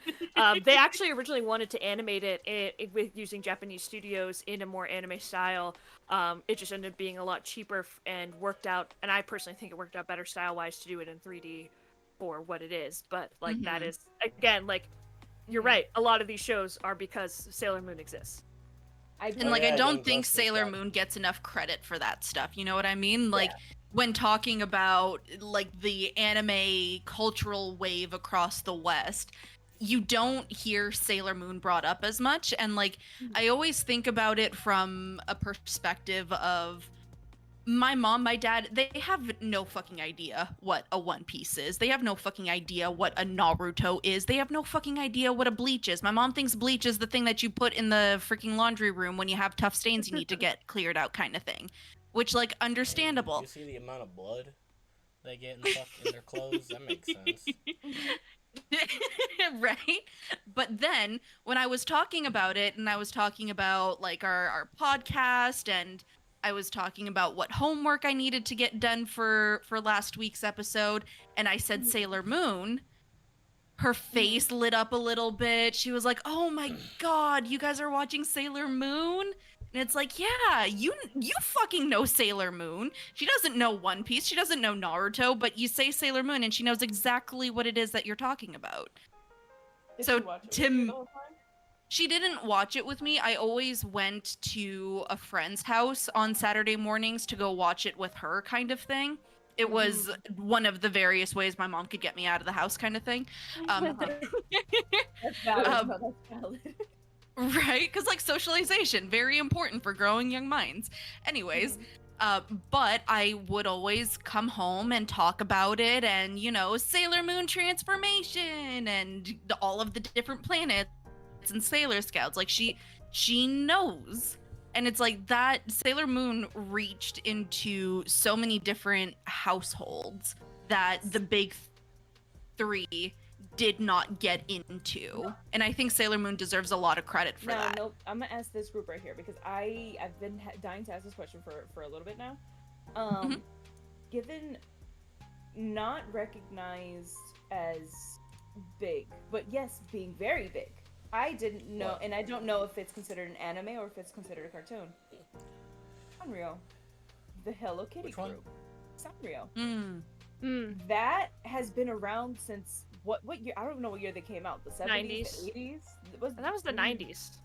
I think a little bit. I think it blew up in the 90s, but I think it was a little. I'll find out. I'll research it. Yes, please. Because I'm like, that I didn't know was Japanese culture until I got older, and I was like, why is it so big in Japan? Oh my God, they have Sanrio- TV shows? Wait a minute. Sanrio as a company came out in was established in 1960, and in 1974 Hello Kitty was created along with Patty and Jimmy, and then 2020 was its 60th anniversary, but you're right, 1974 is when Hello Kitty got started, and then I guess 80s and 90s is when she really Now, She I really wasn't took a off. Hello Kitty girly, but I remember little girls having their little Hello Kitty plushies and stuff like that. And I'm like, I'm just thinking it's, one of those toys. You know how there's just baby dolls around? I thought it was one of those. And I'm like, given that that's something that's in a lot of little girls' households in the early 2000s and 90s, makes me question, are they considered an anime, or is that just a Japanese cartoon? I think it is an anime. It does exist. Like there's various different versions of it. It's kind of like Banana. That's an anime technically, right? But it's Yeah. it's not I very don't mix it up anime with looking both the way we think of it. I think Bananya is also a Sanrio thing. Or Gudetama, also Sanrio, but is animated. Yes. I mean, to be honest, I had a Hello Kitty becomes president book when I was in like first grade, and it talked about like how U.S. presidential elections work. That's awesome. I It was- did just want to bring. I wish into, I still had it. I just wanted to bring into like I'm just like if we're gonna name what do you no you said the right word. Unrecognized. Unrecognized as a big thing that it was so quiet that it didn't happen. Hello Kitty isn't a cat. Yeah, I'm she's a not little getting girl. into it. She's You know, it's okay. it's the fursona of a little girl. We're not gonna get into it. It's really weird lore. Just know, like, Hello Kitty and friends are all just little girls playing with their fursonas. Just take the personas at face value for the character and just move on with your life. You're better off not knowing. It gets Listen, weird it's okay. fast. I learned that I've Cinnamon been- Roll is a boy. Cinnamon Roll not only is a boy, it's a dog. It is a dog, yeah. A lot of people apparently thought it was either a bunny or a cloud. A lot of people thought it was a bunny. Wait, it's- Cinnamon Roll is not a bunny? He's a dog. No. It's a He's- dog. No. He's a dog with long ears. Apparently, it gets the name from, it was because the tail shaped like a cinnamon roll or something. Yeah, his tails and that's ears cute. curl His in like tails. cinnamon rolls. Hey, Zilo's here. Zilo! I've been It's sitting been here. Did no one hear when I said hi, Zillow? We got the. No. I didn't hear any of I it. saw when he I've came in. been I sitting didn't here. say anything. He's been here for about like 10 minutes, maybe. Yeah, I'm not worthy of a mention. Here we are. He's here with us in spirit. He might he's get a ghost. physically here, but right now he's. I'm in here spirit. on a very cheap setup. A laptop and a microphone plugged in so I could say what's up. What's up? What's that? What's up? Well, I'm glad that Zelo is here because I think now is a good time to pivot to our second homework for the closing episode. And it is one of my personal favorites. I consider this anime double S tier. Oshinoko. I hate to break hearts, but I'm only staying around for a minute to let you guys know of something that happened while I was gone, and it's a celebration moment. Oh, Pregnant? 'Cause I do got it. No, I'm brief not intermission. pregnant. Let's go. Okay, I have to make sure. I'm like, where's my popcorn? I need the tea. I Well, heard the tea in tea- my head. Okay. No, all it right, has all right. to Let be him Project speak. Uwu. What happened? Project Uwu has Fuck, we officially didn't received its first payout. Yeah. Let's go. Okay. I got the notification on Thursday, and I was gonna join for the whole stream today, but I got home late and I had to go to the store, and I've been sick, so I couldn't join for the whole stream. I figured I'd pop my head in here and let you guys know that before we go on break for the next couple of weeks, that yes, the first payment has processed. And it is in the Project Uwu PayPal. Let's go. Thank you, everybody who helped and contributed to this milestone. We got our first payout. You know what this calls for? A celebration. Woot woot. Sorry, that took me a second to like click through all the buttons. Woo! Fairly fast. You know, You did it fairly fast. It deserves a celebration. I only had 100 bits left anyways. I figured where else better to spend it than in behalf of our first payout. Hell yes. Awesome. But yep, Mhm, Oh mhm. man, thank you for letting us know. And stopping in while you're super busy house school. All right, Zelo, you go rest up, Alright. man. You take Yep. some medicine and you get healthy soon. Zelo's taking a sick day. Yep. Nova calls it yet again. Well- when you stop dying, we gotta talk about a bunch of shit for the next year. Yes, we do. We have to sit down. That being said, happy holidays, everyone. Sorry I had to miss the last stream before the break, but you know, it is what it is. I had to travel for work and it took its toll on me. So, C'est la vie. all of you guys, happy holidays, Merry Christmas, Happy Hanukkah, if that's what you celebrate, Merry Kwanzaa. and Merry Kwanzaa, Happy New Year. Fuck. With that being Yule, I said, guess. Is we Yule a will. holiday? Yeah, New Year's? I'm gonna Yeah, we're be that guy who covering says it that. See y'all next year. See you next year. All right, All right, get out of guys. here, you sick puppy. Yep. Bye bye. Bye. Now, oh,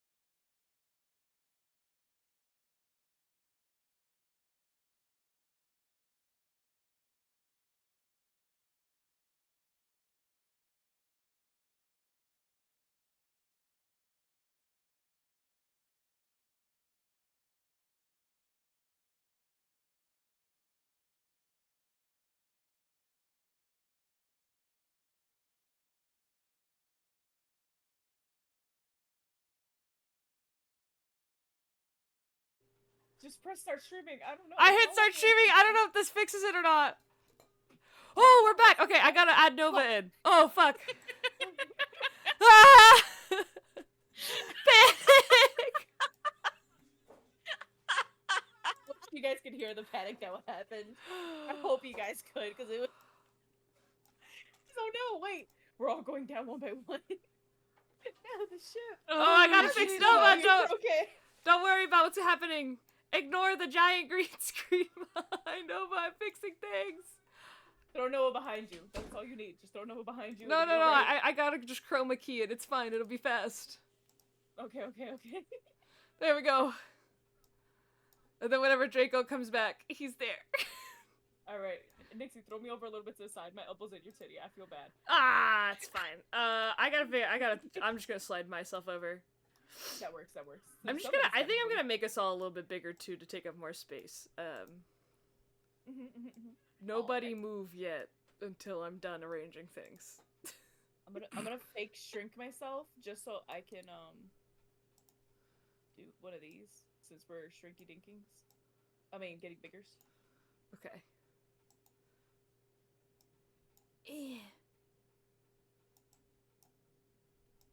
Oh, like getting taller. You're smart. I didn't think about it that way. I thought that's what you meant. I'm sorry. No, you're fine. Okay, You're fine. take It's some fine. notes. We pivot. I think I just gotta adjust myself. I think. Wait. According to lore, you guys are both taller than me. I think. I'm 5'8", but I can only go so tall because technically this outfit violates Twitch TOS. Oh, Yeah. that's valid. I don't know if you noticed, but I have 2 strings on my hips and a mini skirt. All right, I think we're back. If whenever Draco. Listen, the show must go on. All right. I know Nova says she's ready to fight. Hear me out, Nova. I am a tender. I'm just a girl. Oh, Oh, he's back. Maybe Draco. Hello. He's back on he phone. Yeah, I'm on the phone. My shit. I don't know what happened. It legit just self-destructed on itself. Well, I it's just cool, put it it's cool. in chat that I threw it up. We had to kidnap real quick. It's all right. It's perfectly fine. Dad, I flew up stream. Okay, so episode 1, right? Yes, y'all the had prologue. y'all had an extra week, all right, to do your homework. There's gonna be spoilers. Stay tuned. I dies tragically. Yeah. Baby boy is given PTSD. Yeah. Baby girl is quiet with her own version of PTSD, Uh-huh. but Yeah. he's like, I'm a villain. And I'm like, that's fine, right? It's cool. The fact that he's openly, he not openly, but he's like quietly, openly wants to be a murderer. I'm gonna go kill my father because he put two and two together that it could be the father, although he did kind of bad math towards the end of season 2 because I was thinking it the whole time. But I'm disappointed that we didn't get more of Mm. and I feel like there was a lot of distracting episodes that to the point that I would fall asleep. Granted, Fair enough. I did like the show overall because the way they keep ending it was okay. But then they would throw us through different loops that I was not expecting, or at least I had not mentally planned for. And so I'm just like, maybe I don't know, maybe they gave us too much of backtracking and giving side characters storylines that we did not necessarily need 100%. To the Okay. point where it was Okay. like I wanted it to be more about the twins and their journey, and I get it that you can't do that without giving some plot, obviously, but it I feel like they dove too far into it and not enough. Hey, this is a show about idols. Mm. Yeah. So I just want to take a quick temperature as well as throw this out there. Should have thrown this out there last week, but we weren't here last week. But major content warnings when it comes to Oshinoko. There's a lot of sensitive topics such as self-harm, suicide, murder, all of the nitty gritty dark underbelly of the entertainment industry. Yeah. Underage Also, sexual activities. Yeah, also I think disordered eating is kind of also in there. It's not directly Yep. referenced, but it is there. Yeah, it's Yep, something you can yep. tell. Yeah. Now, where did everybody get to with Oshinoko? Are we done season 1 and 2, just season 1 and half of season 2? Where do we all fall? So I was. Oh, go ahead. I was gonna say I got to season 2, episode 2 because the website that I was using as I cruised along the seven seas did not have season 2 easy to find after you finish season 1. I did eventually find it, but Okay. at this point I was also a little bit behind on like Sailor Moon and trying to play catch up on that, and then thankfully I'd already seen the Oshinoko movie prologue months ago and remembered it well enough to just go straight into the show. But I was I also had my little ickies and got very distracted with Marvel Rivals, so I did not make it very far to season 2. But I did make it through season 1 and started season 2, and I have a pretty good understanding of how season 2 I think is gonna work out, and I don't mind the spoilers. So Okay. Draco, how far did you get? I managed to slug through up to half of season 1. I honestly won't lie. I didn't care much for this show. Especially after right off of episode 1, they tried to do way too much, and it felt like they were trying for that how in Up when how the old guy lost his wife. They tried to go for that kind of feel, and in all honesty, didn't land. I didn't care that she died right in front of the kid. oh shit. Oh, Damn, I Draco! I didn't care that the doctor died. They just didn't give us enough time with any of them for me to give much of a fuck. My thing is, they killed the doctor off and nobody cared. All the way to season 2, it wasn't until They didn't find his fucking body. I was like, okay. they didn't look for the body. Because according to the hospital in season 2, they said no, he kind of just disappeared one day and never came back after years. And I'm like, nobody thought that was suspicious. Nobody checked his house. The apartment manager, nobody. He walked the path and found a bunch of blood. Well, the dude. I mean, he fell down. He got pushed off a cliff. So who knows what's at the bottom of that cliff? He also lived in like a Very. remote mountain Mhm. town, like But I'm saying the apartment he must have been staying in, nobody questioned why the man has not been paying rent. he Why the probably all of this thing. owned like his apartment or whatever, right? Like Okay, mortgage. Point is, because let's he's be a honest, he gotta doctor. pay the light bill. He gotta But pay something. What if he had a pet? Who yeah, knows? Yeah, I agree that it is bizarre that they didn't like do a search for his body sooner, but I don't know. I'm still shook at Draco being like, I don't care that the kid saw his mom die. Draco's I really traumatized. didn't. I leave it. I And will leave it at that. that's very valid, Draco. If, like that's generally like your reaction to it.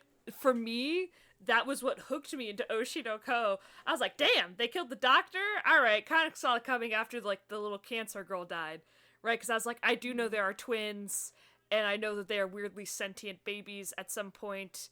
So I'm like, okay, so yeah, there's like a reincarnation thing here. I thought it was going to be more eye focused as a series overall, and then when she fucking got, then I was like, God damn it! Episode 1.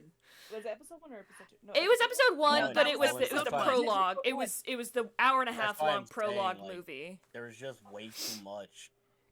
I will say it gave us the same shock value as Attack on Titan did when Aaron's mom dies. Like it's just like, oh, Nah. we just don't care. We're just gonna start killing people off episode 1. Okay, it was that good value, but I genuinely thought we were gonna see the children being raised, and it was just time skip after. That's what I'm after saying. They tried traumatized. doing way too much in.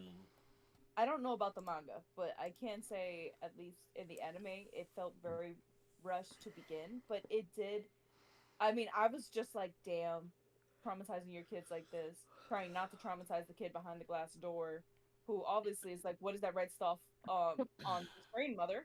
What's going on? Why can't I open the door? Well, mom's dead body's kind of just like slumped against it. Um, it's like it had potential to be so much better, but there was just so many things that fell off for me. I think they're just trying to like set the story in that hour and a half long movie. Just set That's it up. what the prologue is. It is the setup for the story, and the story begins when Aqua and Ruby go to that performing arts high school for the first time. Now, I just want to make sure that y'all know that Aqua and Ruby are like Ruby is the little Yeah. girl cancer patient, and Aqua is the doctor. Those are the two people that got reincarnated. Yeah. Which she doesn't know it's him, but he had since a very young age suspicion that it's her. He's like, there's no way that it could be because she died way before I did, but maybe because the personality is there. I don't know anybody else who's that damn obsessed, but who knows? I was obsessed, and obviously that little girl was obsessed, so maybe somebody else in the universe is also this equally obsessed about this one individual. But he was like, he thought about it. She was just like, there's no way. Like, who could he be? And I'm so sad that my doctor's missing. And I'm like, Now, okay. what did y'all think? Like a huge theme throughout the hour and a half long prologue was I coming to terms with the idea of love, where at the beginning and throughout the entirety of it, basically, it's this idea of lies are love. And then at the end, when she can finally tell her children that she loves them, she's like, oh, thank God that wasn't a lie. Well, to be fair, like she was an orphan, and so like I Mhm. understand her not knowing exactly what love is. She knows how to be used. She knows how to smile. She knows how to make others feel loved, but she doesn't understand the love aspect itself. I'm granted she probably had postpartum depression, given she's 16 for Mhm. one. So her not probably obviously not having knowing love and feeling it as soon as her kids are born, like yeah, she obviously had affection towards them, but she didn't really know how to process whether or not what she felt for them was love or something fake. Just like I like the idea of being a mother, she doesn't know if she loves the idea of being a mother.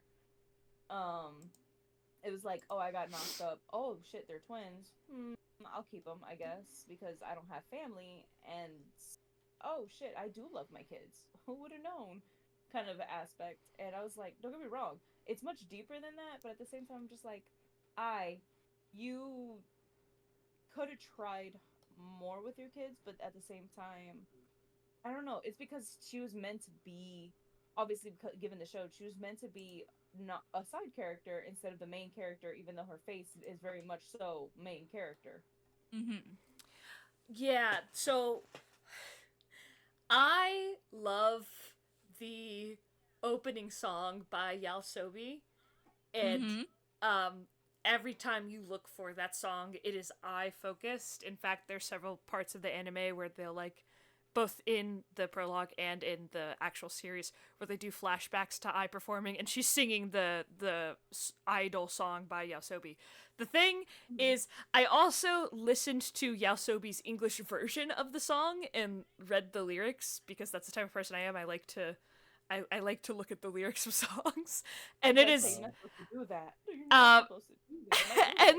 and the song literally has like several lines where it's like there's one that stood out to me when I first saw it before I ever watched Oshinoko, that it was like, I love you, my career's built off such a lie. Like, that is built into the song, and that's actually the clip, like that is the part of the song that they constantly show I singing in Japanese. That's funny. um That's funny. I'm in love with you. My career is built off such a lie. Yeah, so like that part, I was like, oh. So like, and the entire song is basically her being like, I don't know what the fuck love is. I just want to be able to say I love you to someone genuinely and know for a fact I mean it. But if I don't know what love is, how do I know I mean it? Like that is the song, and her just being like, I'm an idol. I tell everybody I love them. I'm supposed to be in love with my fans. My fans are in love with me, but who knows what love is? So I knew that was going to be a theme of the anime a little bit. I did not realize like how devastating of a theme that actually is when you have like a cohesive story about it thrown at you in an hour and a half. True. But like, and I does translate to love from Japanese as far as the name goes, so it is a very like Also, punny anime, I guess. you know what's also confusing for me is she obviously in the anime they do say that she did change after she met their baby daddy. Yeah. And obviously she felt love in that moment, at least enough to go lay down. You know what I'm saying? So, and she kept calling him at the hospital. She called them again at which is why the doctor died, because she called them at the hospital. Then she called them after she was finally about to make it big and go have a bowl, because her kids, she was like, you should probably meet your kids, they're really smart. I'm just saying, I'm not trying to get back with you, that's not necessarily the case, but like maybe, but she definitely still had love for the guy. And so I'm just like, given that you were this attracted to this man after years of being no contact with this man, I'm like, you for sure loved him. Well, for sure loved his kids. and then so it's just like bizarre to see somebody who showed love and still didn't understand that that's what love was. well, and I here's where I argue there's a difference between love and infatuation, right? Sure. And I would argue she probably had more infatuation for the kid's father than she did love. And she just didn't recognize the difference. And then there's also a difference in the various different types of love, right? There's the love you have for your parents that is different from the love you have for your partner, that is different from the Right. love you have for your kids, that is different from the love you have for your friends, and so on and so forth. Like, there are various different types of love, and that's why the Greeks have like 8 different words for it. Yes, but if you love somebody enough to change your clothing, your eating habits, your Right. sleeping habits, the amount of work and effort you're willing to put into something because of one singular person, at that point it goes a little bit past infatuation. Right. Infatuation, yes, you want their attention, but she still wanted to see them even after she, for lack of better English, acquired them. So, she acquired them and then she let go of them, but I feel like it's mostly because she couldn't emotionally tell if that's what. Yeah, I That's- mean, you Mhm. know, there's plenty of stories of 16-year-olds out there that are like, I'm so in love, and then like 5 years later with that person, they're like, I want to get away from you. That happens would to say that adults they all the could. time, right? But like, Oh, for sure. and I agree, like she probably was in love with him until the kids, and then when the kids were born, and she still called him and was like, I think you should meet your kids, right? But I don't know if that necessarily was love at that point, because you can fall in love with somebody and also fall out of love, right? Or that Yeah. love morphs, This is true. where maybe it was a romantic love for him or even a sexual love for him, and then she's like, but that's not the type of love she was looking for. Or, you know, it became a different type of love, where it's like, maybe this is a love of somebody I True. look up to as like a role model, but not necessarily Yeah. somebody who romantic, like maybe he didn't love her and she recognized that, and that's not something she wanted, right? We True. don't know, as far as I know, I didn't finish season 2, like I said, we don't know what the deal is with the father of I was 2 episodes kids. short of finishing episode 2. I left off on the baby daddy coming to the grave, and I was like, the audacity of you, because it was just at the same point where it's like, what's it called? What's his name? He's the Aqua? son. Aqua, yes. Aqua was, he thought he had the right culprit, but it was incorrect, which makes me get second guess, because if he's sharing blood with another guy, I want to be so sad for the other boy too, because something's not mathing up. Another Yeah. guy's begging all the superstars. Um, I feel but, like the answer to this anime is just like Ancestry.com or 23andMe, you know, like just that's what he just did. spit in That's the what he tube. did. In season 2, he admits to spending at least over several hundred thousands of yen. He's like, I've plucked over 100 different people's hair follicles that have been in this industry. And he just so happened that when he worked with one dude about his age, it tested 50% same DNA as him. So he was like, hey, who's your dad? And dad, apparently that boy's father had did a suicide love death thing with his wife. Oh. But it was weird because that it made no sense. Why would he, off somebody to then kill him and his wife off? But it makes more sense if they knew something. I don't know. At this point now I'm hitting what is that? There's a word for it where you're like guessing. Conspiracy theory? Yeah, it's not Theories? You're theorizing? Theorizing? I'm theorizing that they might have knew something, were threatened about something, they killed themselves off because the real father was probably gonna hire somebody to do it anyways. All I know is that from what I heard, the ending of this manga was disappointing as fuck. It's so hard to have a When I read good it. it's so hard to have a good manga / anime and have a satisfying ending for everybody, right? Yeah. Like I So I think there's yeah. a difference between a good ending and an ending that a story deserves, right? Like yeah. I think So Attack on Titan Yeah. got the ending it deserved. It wasn't necessarily a good ending, right? As far as like All I knew was that, like, how it makes from you what I feel, heard, but- because I wasn't giving too much of a shit, so I didn't fully Mhm. lock in. Mhm. It was just the whole. Endings can be very hard. It kind of, the ending kind of went against a lot of the stuff they sort of set up. Mm-hmm. So it made damn near everything they did to that point kind of pointless. gotcha. Yeah. So. Mhm. that's Well, kinda I haven't the fuck?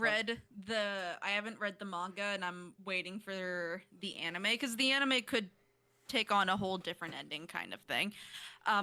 One thing that, since we're all entertainers here in our own respective rights, still going along the whole lying is a form of love type thing. I wanted to get your guys' take on that in terms of less interpersonal relationships and more so from an entertainer's perspective. Keeping in mind, we are, I think it's fair to say, we are all still amateur entertainers, and we are Yeah. not on the level of Very, very true. Yes, yes. Yeah. But the idea that you have to lie to your audience and put out those perceptions. Like at one point during the prologue, I is reading some internet conversation. She sees a tweet from somebody and she's like, ow, hit me where it hurts kind of thing. And then she goes on this internal monologue how she looks in the mirror and she perfects every eye squint, every smile, everything is calculated down to a millimeter. And all of that is a lie, but she puts all of that effort into those lies because she loves her fans and she wants that artistry to come through. How do you guys feel about that? That's hard. Like, um, I think like it is important to protect yourself when you are putting yourself out on places like the internet with the purpose of being an entertainer. Like that's why I personally chose to go into VTubing is because one, I wanted some anonymity. And while my personality as Nixie is very similar to who I am in real life, I'm just a little bit more on as Nixie, right? Like I'm a little bit more energetic. I'm a little bit more I don't want to say like warm or like open, right? But I guess I'm a little bit more welcoming versus if you see me on the street, I have resting bitch face. I like do not want to be bothered, do not perceive me in real life type of person. It right like and I think that for me works. There was a time in my life where I had my real name out there and like I commented something on somebody else's post agreeing with somebody about a controversial topic and then got a bunch of hate and death threats sent to me and now I'm on antidepressants because I had an 18-hour anxiety attack and like that wasn't fun. So like this anime I think does a really good job of portraying the nasty side of things where and like like when we got to the dating show episode where the girl like just like got like the streamer chick Episode 8.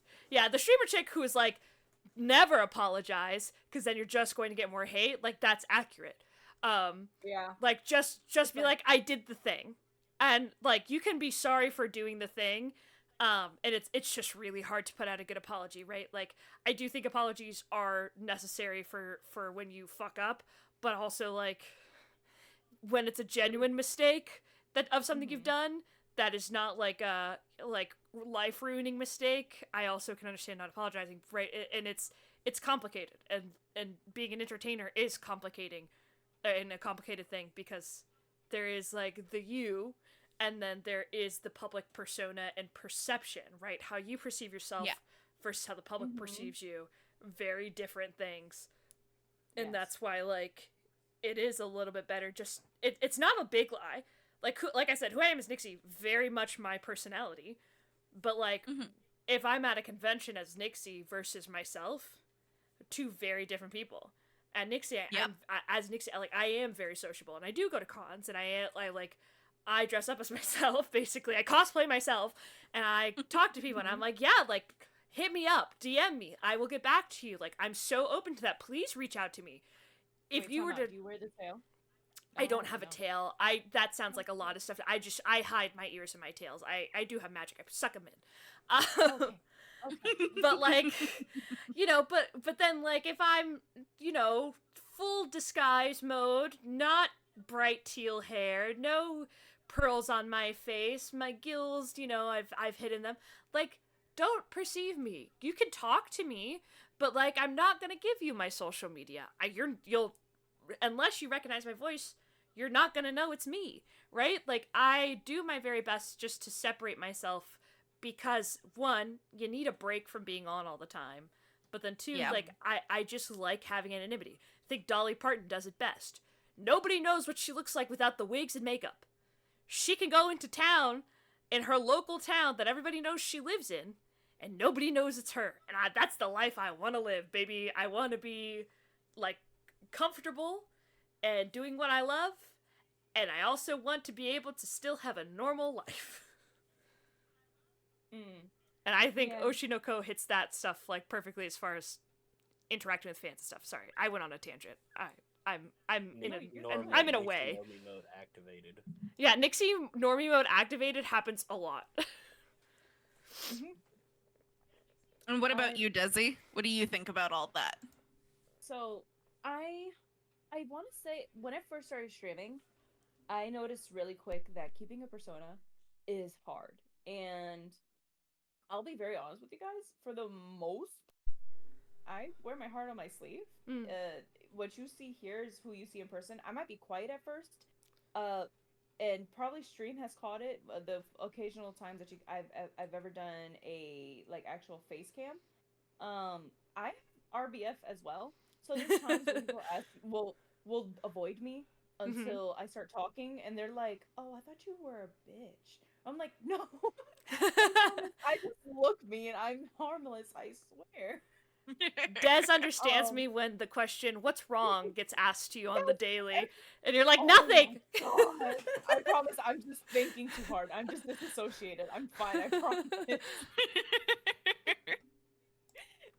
And so I've decided to opt in for I'm gonna be who I am. I'm gonna be a little bit nicer, not as for lack of words, ghetto, because I live in New York, so you got to keep up some level of street cred. But with you guys, I get to be more wholesome me and Yeah. more happy me, and so it's more freeing in my aspect. Compared to she wore a whole mask. She Mm-hmm. wore a mask so hard she didn't know how to take it off. Um, and granted, she's also traumatized because again, she is orphaned, so she did not, she had to people please her whole life just so she wouldn't get in trouble, kind of nonsense. And I've known that part of the life too, so it's just like I can relate to her, but at the same time, I've reached an age which she did not get the luxury to grow from. So it's like I don't want to wear a mask if I don't have to. The mask is the model. Mm. That's as far as the mask I'll go. Fair, fair. Draco, what are your opinions on the whole lying is love in the entertainment industry? For very specific branches of entertainment, yeah, it's unfortunately it is true. You can't you can't be friends with everybody, especially those that get very parasocial easily. Yeah. Like they get attached to you way too easily. Mm-hmm. Uh, so it makes the most sense that people have to put up a face to be able to do anything. And unfortunately, there's been just way too many situations in real life, like I in the anime. People get way too fucking attached, and unfortunately, it's to the point where they'll kill the person they say they they like. It Mm. some artists have unfortunately had this happen, and Yeah. yeah, I see why she says that. It is something that obviously does happen in very specific branches, especially like acting, legit models, and any of the idol stuff. Mm-hmm. So I understand it, I see it, and I can agree with it. If someone has to go that far, I really don't. I don't give a flying fuck what anybody hears for the most part me say, because I most likely meant it. You're not gonna get me to apologize unless I know I fucked up. If so, who you get on stream for the most part. Sometimes I may be more energetic. Sometimes it's who I am during the day. I'm just very tired, Mm-hmm. so I have low. I'm just vibing on low energy. Mm-hmm. Mm. But if you like it, cool, stay. If you don't, fuck off, and just and don't stick around expecting me to change for you. Yeah. Yeah. Yeah. What about? And that is something. Oh, go Oh, ahead. sorry. I was No, gonna go ahead. ask what did Nova think, but you finish your thought, Des. Yeah, yeah. You go, Des. Okay. It was more so of, I would say that's something that does piss me off about idols in general. It's like I love them, don't get me wrong. It's more their communities that get me so Mm. mad that They're they so fucking expect toxic. somebody. It's like you love them. Why would you think they can't love or have feelings for an individual who singularly gives them enough love that they feel satisfied to be with that person? It's so selfish, and it gets me upset because we see that a lot of that in the VTuber community as well. Mm. I've seen it happen where people have crashed out on X, or I can't say X, I Twitter. I'm gonna be honest. Oh. I was so anxious when I first started dating Eidolon to like tell people Yeah. because I was like, Exactly. I am in a very happy relationship, probably like the most positive one I've been in my whole life. But Mhm. also, there is a stigma about VTubers dating. Um, Yeah. And I've and seen so many toxic messages for other people that are just like, "How dare you be in a relationship? You're not supposed to. You making us fall in love with you." And then calling out their names X Y Z, and I'm just like, I'm so glad that I have been with my person before I even started, and I put it in my bio from the beginning. So if anybody has to talk shit, it's like you're talking up the wrong tree because I've been in a thing. You Yeah. didn't read. You're the one that exactly. I came with a warning label. Um, You should have read. Should have Read. read. the internet reading? Yeah. No, that's too much work. But yeah, no, I've been around long enough on the internet to see the whole don't fucking I agree with Nixie on the whole don't fucking apologize because you give them an inch, they'll take a mile on you. Right. yeah. They Like, said it. That's They the said biggest it thing before. on If the you internet. A lot of apologize, these, you're you'll find guilty. out a lot of these people will talk shit like they'll act like they care, but And- they don't fucking care, and- guys. They Yeah. see a moment where they can act all big. and Don't give them that satisfaction. I say like don't apologize for like certain things. Like she very clearly did not mean to scratch the other girl, right? Don't apologize for that shit. Clearly, like, and that is definitely like that was a real reaction as far as I'm concerned. Like that is real social media. But then like I put a YouTube video out about two cosplayers cosplaying P Diddy and Justin Bieber, and they both put their apologies out. Yeah, like I still fucking hate those two people. But I can admit, like, one apology was better than the other. Unfortunately, that apology was the one that got deleted. But, like, at the very least, only apologize if you're sincere about the action. Yeah. And you mean that apology because, like, yes, the internet, as soon as those two people apologized, went to town being like, you're not sorry. You're only sorry you got caught because if you were sorry about it, you would have never done it. And that's kind of the mindset you have to have. No, and that is true. Like the Paul brothers, they're never sorry they did something. They're sorry they got caught and called out on it. Exactly. Like that, and that is unfortunately how life works in this day and age, as like content creators and stuff goes. But, like just hi Moss, just like keeping that in mind of like yeah, like if you fuck up, either say you're sorry in the moment or don't apologize at all. Like that's the only two ways to go about doing this, Which in the show she did, and the problem was I It, guess it didn't wasn't- air. Yeah. Nobody cared. They just wanted, obviously there's sharks in the water. So it's like Well, you might as well have stayed quiet for that scenario. well the producers because- fucked her over because they stopped rolling before they quote unquote stopped rolling before she apologized. Yeah. They were still rolling. They just said never that. included that scene, right? Exactly. Yeah. And it sucks, like, because it's just like, dude, we could have, and I didn't know it was live. I thought it was pre-recorded and then It you know, was. uploaded. Yeah, It was was. it's a pre-recorded show that they edit together, and the producers took the pre-recorded footage and made the situation look a lot worse than it was for entertainment purposes. Yeah. Okay, because I was just sitting here like, damn, that got a quick backlash. So that it's a live, a live show. No, I think episode. they just release it very quickly. Like it gets edited Yeah. very fast. Reality TV is not hard to edit fast, from my understanding. And I want to say maybe it was like a web series reality TV thing. So they were Because of filming. the web aspect. Yeah, because they of were the like web aspect. I was just like, oh, maybe it is going on live.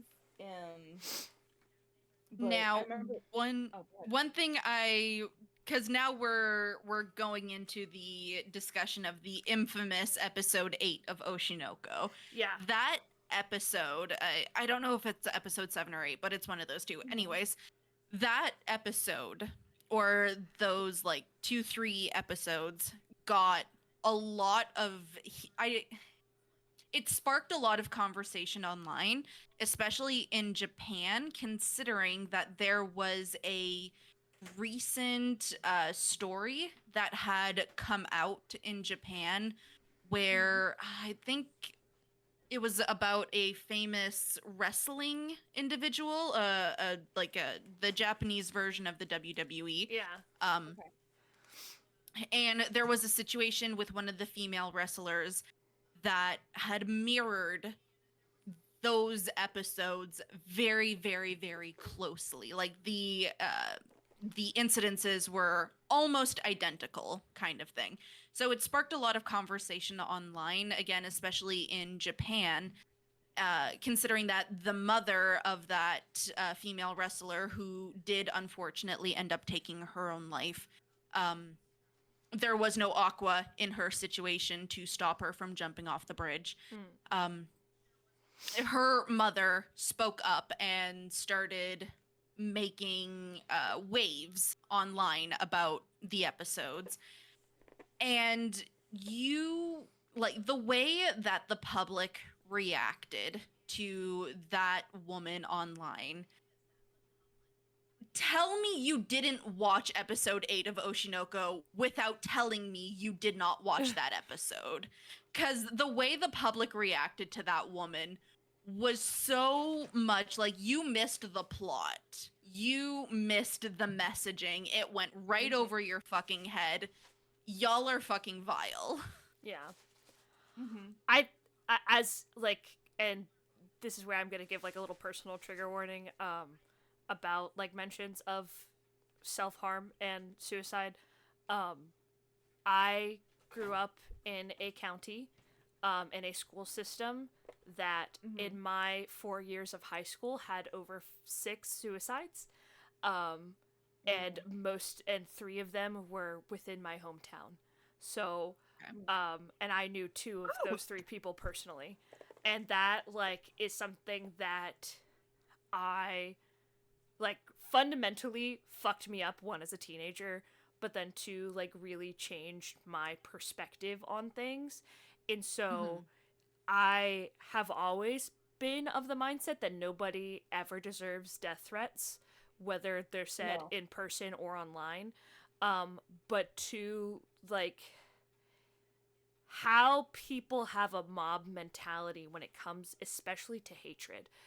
Like, we live in a world where, like, hate and dislike of things takes precedence over good things that happen.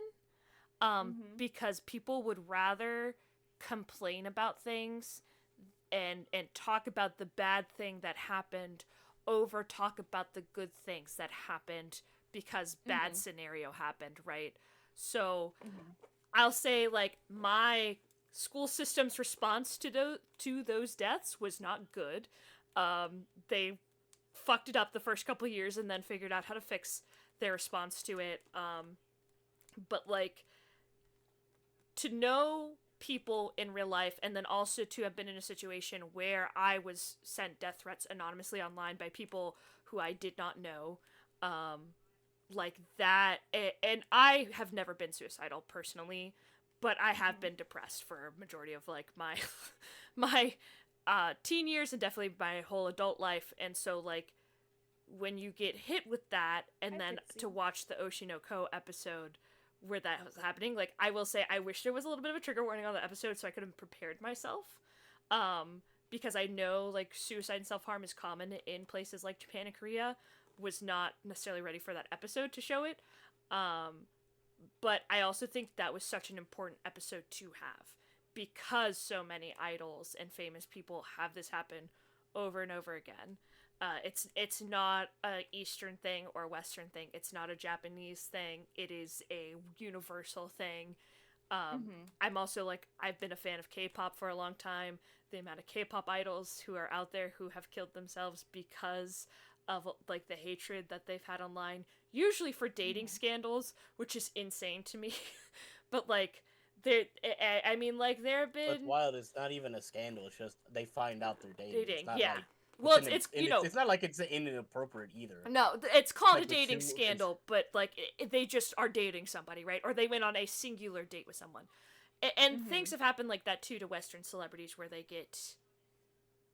Good, thank you, Nova. Where they get that All they did was Point. have lunch together, and all of a sudden they're plastered all over the magazines. Are these two in a relationship? Or like dirt comes out and? years later about somebody, right? And it's like, well, they Yeah. were 16. Yes, they should have known better at 16, but they're 42 now. Leave them alone. Like, Yeah. they don't even probably remember doing that thing, right? Like, and that's the part where I think, like, this is such an important episode. Because she was 17, I think, the girl, in the Oshinoko, and I feel bad I'm forgetting her name, because she's actually a main character at some point. But, like, she is so young. But the depiction of that very rapid descent in mindset, I thought was pretty accurate, other than usually when somebody plans on no longer existing, they tend to have well, never mind. I guess hers was kind of a opportune moment for her attempt and not a thought out attempt, so I'm gonna take that back. I thought it was a really good representation of it all, fully. Mm-hmm. But yeah, I feel like that episode was very important to the whole story of Oshinoko. I don't think you could have Oshinoko as it is with the focus it has as far as like a magnifying glass on what idol life is like and not have that episode in there. Yeah, just No, be a lie at that point. Yeah. I agree. And her name, the character that we're talking about is Akane Kurukawa. Thank you. Yes. But yeah, no, that episode was very infamous, and it basically, you're right, it gave Oshinoko the notoriety that it has as the anime, as the story that is lifting the veil off of everyone's eyes, basically. That, like, hey, sure, being an entertainer is great and all, and being a celebrity is great and all, like money, fame, fortune, glory, spotlight, all of that kind of stuff, but like also look at how actually difficult this kind of life can be, because you are constantly under public scrutiny. You are under a magnifying glass every single freaking day, every action. Yeah. And I think it's even like to the point where towards the end of season 1, where Aqua and Akane, they are like doing their like public dating thing, and Akane's posting a picture of their quote unquote date. And it's the other girl, fudge, what's her name? It sounds Kana. similar to Okana. Yeah, Kana.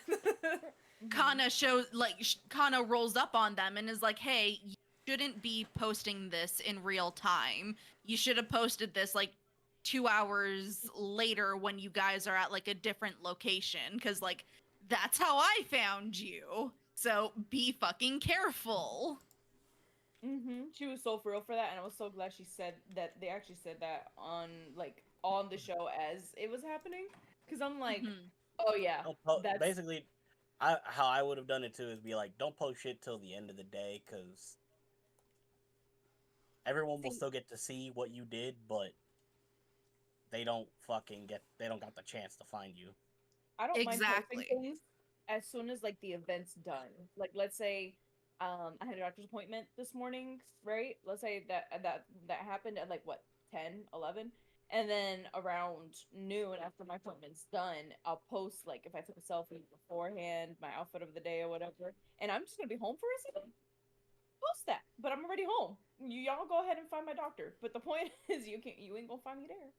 So like, that kind of, I even do that even now as just a person, because society is scary, even for somebody who's not famous.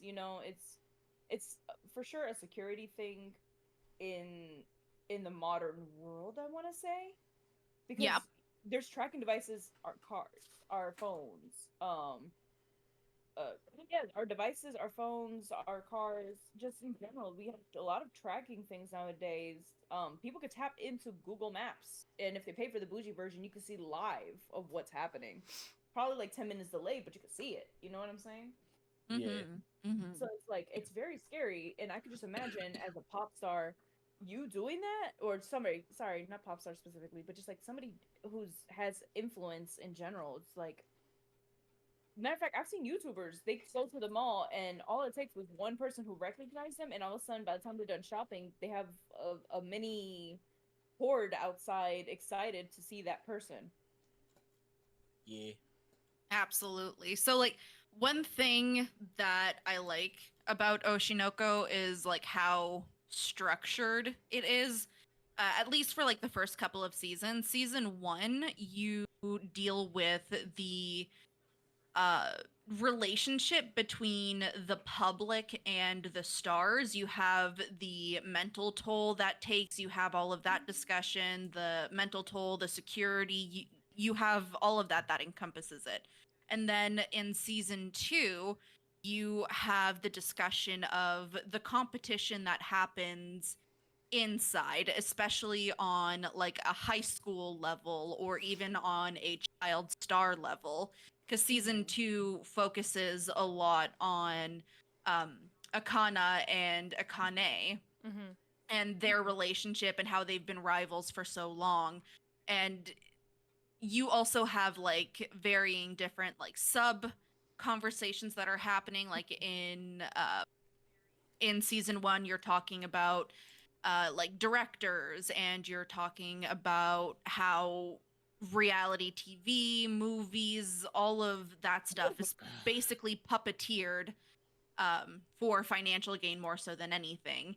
And then in season 2, you have the sub discussion of like the relationship between mangakas, their works being turned into either animes, plays in this instance. And A I 2.5 really, hmm? a 2.5D play. Right, exactly. 2.5D. Like I fucking love season 2 cuz the main conversation that's happening is the competition between the actors. What kind of actor are you going to be? How do you want to stand out? And how do you fit in the charisma and the chemistry of the entire cast and ensemble? All the while you're also having this conversation between the mangaka that's having work adapted and the screenwriter that is adapting the manga. And I love season 2 and that whole situation in particular because it very much reminds me of Oda, and how this mangaka is very much someone who is not willing to let their work be discredited or tampered or messed with in any capacity, to the point where she shows to the live rehearsal and is like, yeah, I'm gonna shit on this screenwriter and I'm gonna let them know what I think. And if you don't want to rewrite it, I'll write the fucking screenplay, so fuck you, kind of thing. Whereas you have the contrast of her mentor that had her work Super adapted shitty. in. What's that? As a super shitty adaptation. As a super shitty adaptation, but she just kind of rolled over and let it happen. Yeah. So, my next question for you guys, then, in all of that is, which conversation, whether it be a main conversation or sub conversation, like subplot, which one of that do you guys like the most? Ooh. I think that depends. Go ahead, Des. I will say I appreciated the artist, the original creator of that play, of the manga, stepping in, because I did feel bad. What's her name though with the green hair, teal hair, or something of the sort? Good question. Which one? The one with the long hair, not red hair, long. Akane. Akane. So Yeah. Akane, I felt bad for her because yes, she even said that when she read the source of the manga, it's like her character specifically was changed to a point where it was like you can't really portray who the character was. It's just a separate character at this point. It's just completely different. And so I was glad that they brought it in, but at the same time, I felt bad for the screenwriter because they obviously worked on it, you know? They did try. It's just like they could only do so much on their own. But I did Mhm. appreciate when they brought it in together and they were working together to do the last version of the screenwrite. Mhm. Because it brought in both sides, because he was giving her the pointers of, hey, this is not just one like high school stage, right? It's not just right there. It's going to move, and there has to be motion, so we can't just talk. We have to move around, and it's not like Yeah. they're going to be running in one spot. They're going to have chords, they're going to be doing XYZ, and we're going to have pictures on the side, so we have to make it a little bit more elaborate with this much amount of time. And she's like, all right, but I want to portray this, so we can take out this piece. I'm fine with that. And he's like, I could work with that I could do. I didn't know if you wanted to keep that in, but you know what? And then they ended up spending the whole night, Yep. but I'm just like, Yep. I'm like, this that could have happened when Akane had brought it up in the first place. Is like, hey, you butchered this specific character, right? And he's like, there's nothing that could be done. And it's like, oh, okay, I get it. Don't get me wrong. Writer came in, she has all the fucking say. She could butcher this whole show because it's her show. But it's like, maybe if we had better communication, and I get it, these are brand new actors, but maybe don't shit on your actors when they're like, hey, I feel like this is gonna go really crappy, and I'm gonna be lackluster. Not to say the show's about me, but like, it's gonna shit on my career if I do it the way that you want me to portray it. Yeah. Yeah, I will say, like, as much as I hate J.K. Rowling, um, and her moldy ass house, she was smart in that anything that goes to a like production outside of her books, right? Whether it's a play, whether it's a movie or a TV show, she has like written into her contract for the rights to her stuff like Harry Potter. Mhm. To say like I need to approve of the script before you like start sending it to production. Like she asked, if I remember correctly, like she has heavy say in the script writing process, so that it never gets to a point where they have the actors and now the actors have to relearn everything. Whether that's led to good or bad stuff, in recent years, up to you. But the original Harry Potter series, like, is the way it is, because she was on set for a majority of the Yeah. filming too, which is why like you get, like she told Alan Rickman what Severus, like the whole backstory between Severus and Lily, because that hadn't come out yet in the books when they were doing the early filming, and she's like, I need you to act this way because of this, and he's like, I get it now. Things like that. So I think like that's a really important conversation to have.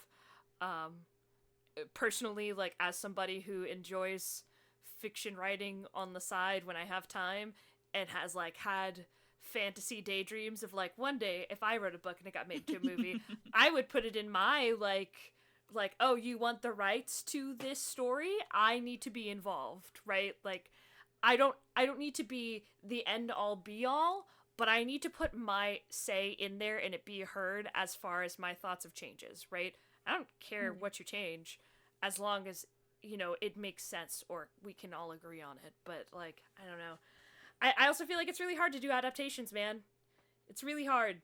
There's some really good adaptations out there, and then there's so many more shitty adaptations, and a lot of it I think comes down to having actual fans of the original material, right? Like that makes or breaks it being a good or bad adaptation. One Piece, there are actual fans behind that production, doing that production, and I believe Oda helped cast the live action members, if I remember correctly. Oda has cast, Oda approves scripts. Yes. Oda is involved in heavy-handed, yeah. every single fucking aspect of the production. But also on top of that, like the production staff themselves are all One Piece fans, from my understanding. And Yes. most of the actors I think are also One Piece fans or became One Piece fans after getting casted, right? Yes. Then there's things like that really shitty Dragon Ball movie that happened in the early 2000s that Oh, I remember that. Right? The guy that played Piccolo was so pissed about what they did, he played the voice of Samasu later. And I'm pretty sure he did that for free. just because of how badly they fucked up the live action movie. Right, and there's or like The Witcher, or with what's his face? That part could have been a rumor, but I know he started to read like the original Dragon Ball. Yeah. He loved it, and then was so disappointed by the fucking live action. Yeah, like there were no fans there of Dragon Ball at all involved in that production, or there were no decision makers who are fans of Dragon Ball that production. Just like M. Night Shyamalan's Avatar: The Last Airbender movie that doesn't exist, we don't talk about it. He's not a fan of Avatar: The Last Airbender. I'm telling you that right now. If he is a fan, he wouldn't have done the shit that he did. Right? I love she's like, we don't talk about this. That doesn't exist, but if it does exist. But if it does exist, Like- it's not good, right? But then you also have fucking what's his face who played the Witcher before he got fired, who's also Superman. Henry Cavill. Henry Cavill's a huge nerd. He was a nerd of The Witcher, so that's why his Witcher feels really good, right? Mhm. And The that's fact why that he had to fight the he writers because they kept trying to change shit. yeah, he was like, no, we're not doing this. I've played the video games. I love the video games. I've read the books. the books. I am the lore. Yeah, right? Like, he knew more lore than the writers, and so he would read shit, right? Because sometimes there's rewrites on set as they're recording stuff, and he would go, no, actually, no, we're not doing that, right? And then they have to spend a little bit more time, but you got a really good Witcher product out of it. Right? And now people are hyped about his Warhammer, is it 30K thing? 40K. 40K that he's putting on with Amazon, right? Like, when there are actual nerds and fans behind something doing a passion project out of love because they finally got the rights to do that project, it's beautiful. It really... You can think of it like Deadpool. Yes. Yeah, Deadpool. No, like, he is a huge fan. He fought for years. Ryan Reynolds fought for years to get Deadpool to be a thing. And they wouldn't do it until finally he convinced them. And he paid a lot out of his own pocket to make it happen. And now it's He's like, I'll do it myself. Yeah, well, now it's one of the most successful Marvel movies out there, right? But, like, to do adaptations is one thing. To do an adaptation well is an entirely other thing that requires you to love the original source material. If you don't love the original source material, it's just not going to be good. I'm sorry. Right. Like, it could have... biggest example is Twilight. Twilight follows the source material to a T. Everybody involved with the Twilight... It does. It really does. According to everybody, Bella ain't right. Bella ain't right. She's a little flat, but, like, for the most part, Bella is a shell of a woman in Twilight because it is supposed to be like a reader insert type thing. Every girl can be Bella. Where is her sarcasm? It's non-existent. But my point being, for the most, I mean, they definitely went more heavily into the Jacob Edward thing than they cared about Bella. They did.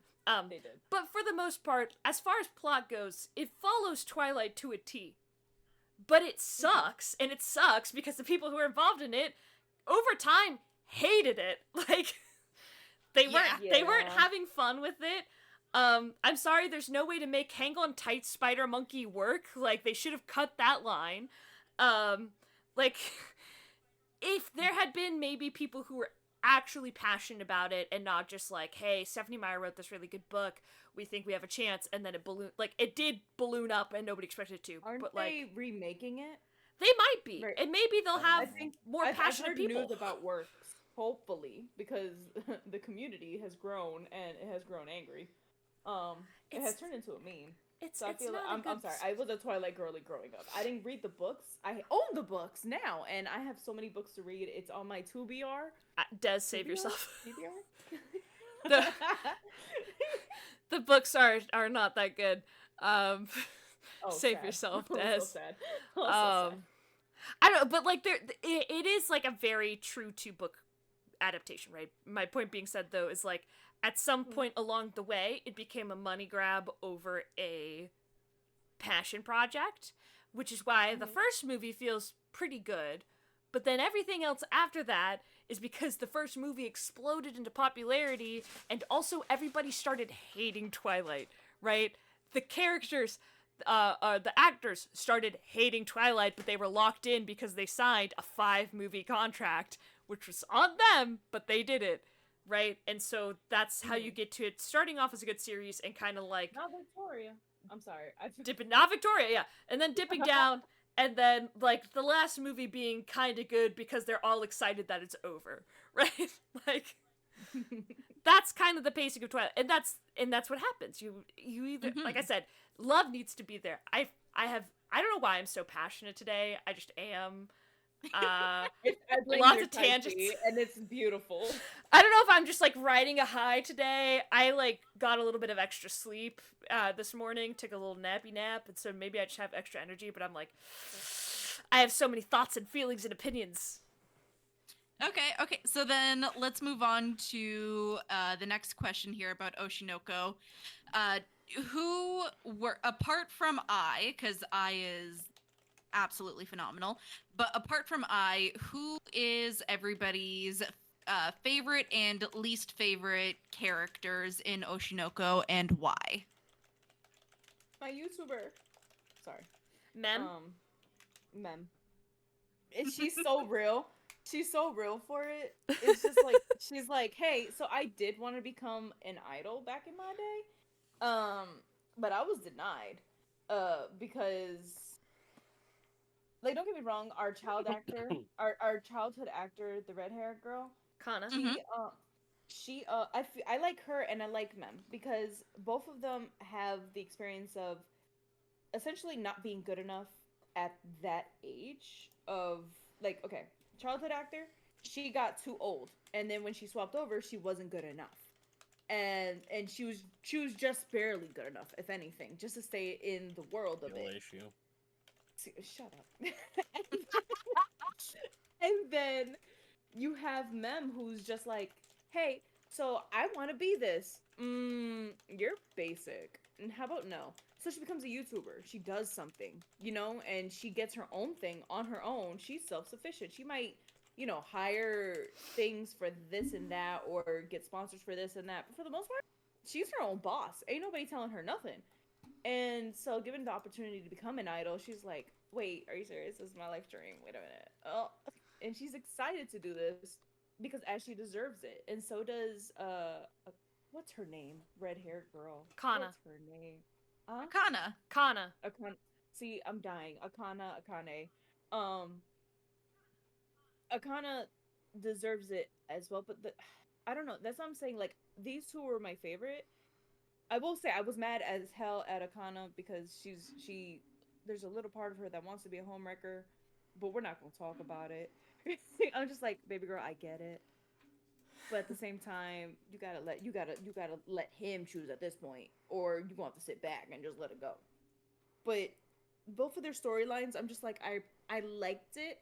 Again, I will still say they gave us too much side character information. I needed more twin info. They gave me too much of their friends. Yeah, I can relate to that. Though I was here for the twins, and I've been played. I very much feel like season 3 is going to focus a lot more on Ruby because season 2 was so Aqua focused and Aqua heavy. Even season 1 was very Aqua heavy. It does feel like Aqua is the main character type situation, but with all of the hints that we were given throughout season 2, it does feel like season 3 is going to be Ruby's season. I don't really care for Aqua. Why don't you care for? Okay, go ahead. All right, Draco. All right, I gotta fight you now. We're gonna come to fisticuffs. No, time out. We gotta let the man speak. The man. I'll let him speak, but he just has to know that if we ever do a Project UWU like IRL meeting, it's on site, and I don't care that you're the founder or one of the co-founders. Draco, you're receiving bruises in all of our meetings. I have said it on in person that you're gonna receive a good lump on maybe on the shoulder, the forehead, something. Nixie's next in line. You're gonna need a wheelchair at minimum. I'm gonna bring out the chancla. That's what I'm gonna do. I'm bringing the belt. You bring the belt. I got the chancla. Nova, what weapon of choice are you bringing? I guess I'll bring the hockey stick. Yeah! What did I do? No, Draco. So please explain why you don't care for Aqua. I don't know. Didn't connect with them. I Mm. think okay, so probably just bias or because for some of these series I take one too many steps back. Okay. Having him be basically the doctor. Mm-hmm. Dude's a fucking doctor in his first life. By the time they're babies, and by the time he's like like how he was helping his mom in the background by calling to, I guess, help the show get her like more TV time. Mm-hmm. Mm-hmm. I sat there confused, like, when the fuck did you have time to learn this? You were a fucking for all I know is that you were a doctor in your previous life. How the fuck He are was you an doing otaku. this? He was an otaku. Being an otaku doesn't give you all the knowledge on how to run a fucking like to give these kind of suggestions that would help you. To be fair, he was a I didn't care. doctor in bumfuck nowhere, where it With seemed nothing like to do. it, Dude well, was getting to be also- fair, most bumfuck Let's- nowhere let's- hospitals have a let's say lot to this do, too. but Dude like was very his creepy seems off slow. rip when watching the idol stuff. Mm. Because again, I is 16, and the startup is him fucking swooning for her while watching. Well, He's to be fair, he's a grown ass man. to be fair, he only started watching her to connect with his sick and dying cancer patient, so that Yes, she could have a but- friend. No, He just we're kinda not fell doing kinda this. hard. He fell kind of because- hard after that. Yeah, that's the issue. And I'm gonna say it. We remember how I'm pretty sure we agreed that we're not gonna watch the what's the other one that dude got Did he give you an reincarnated? ick? Did Yeah, he give you an ick? I legit sat there like, man, that's creepy as shit, bro. Do we have to go look at your search history right now? What's search Do I history? have to He's a call the baby. Do I have to call the FBI? No. When he was still a doctor, Oh. he fell kind of hard, head over heels over a 16-year-old girl. Sees her in person, he's like, Yeah, What's that other anime with the main character's name's Rudius? I forgot the title. I know what you're talking about. Jobless In reincarnation? Oshinoko's defense, okay, in that anime, if the main character was an Aqua situation, that Rubius or whatever his name is, he would have totally fucking taken the chance to breastfeed, okay?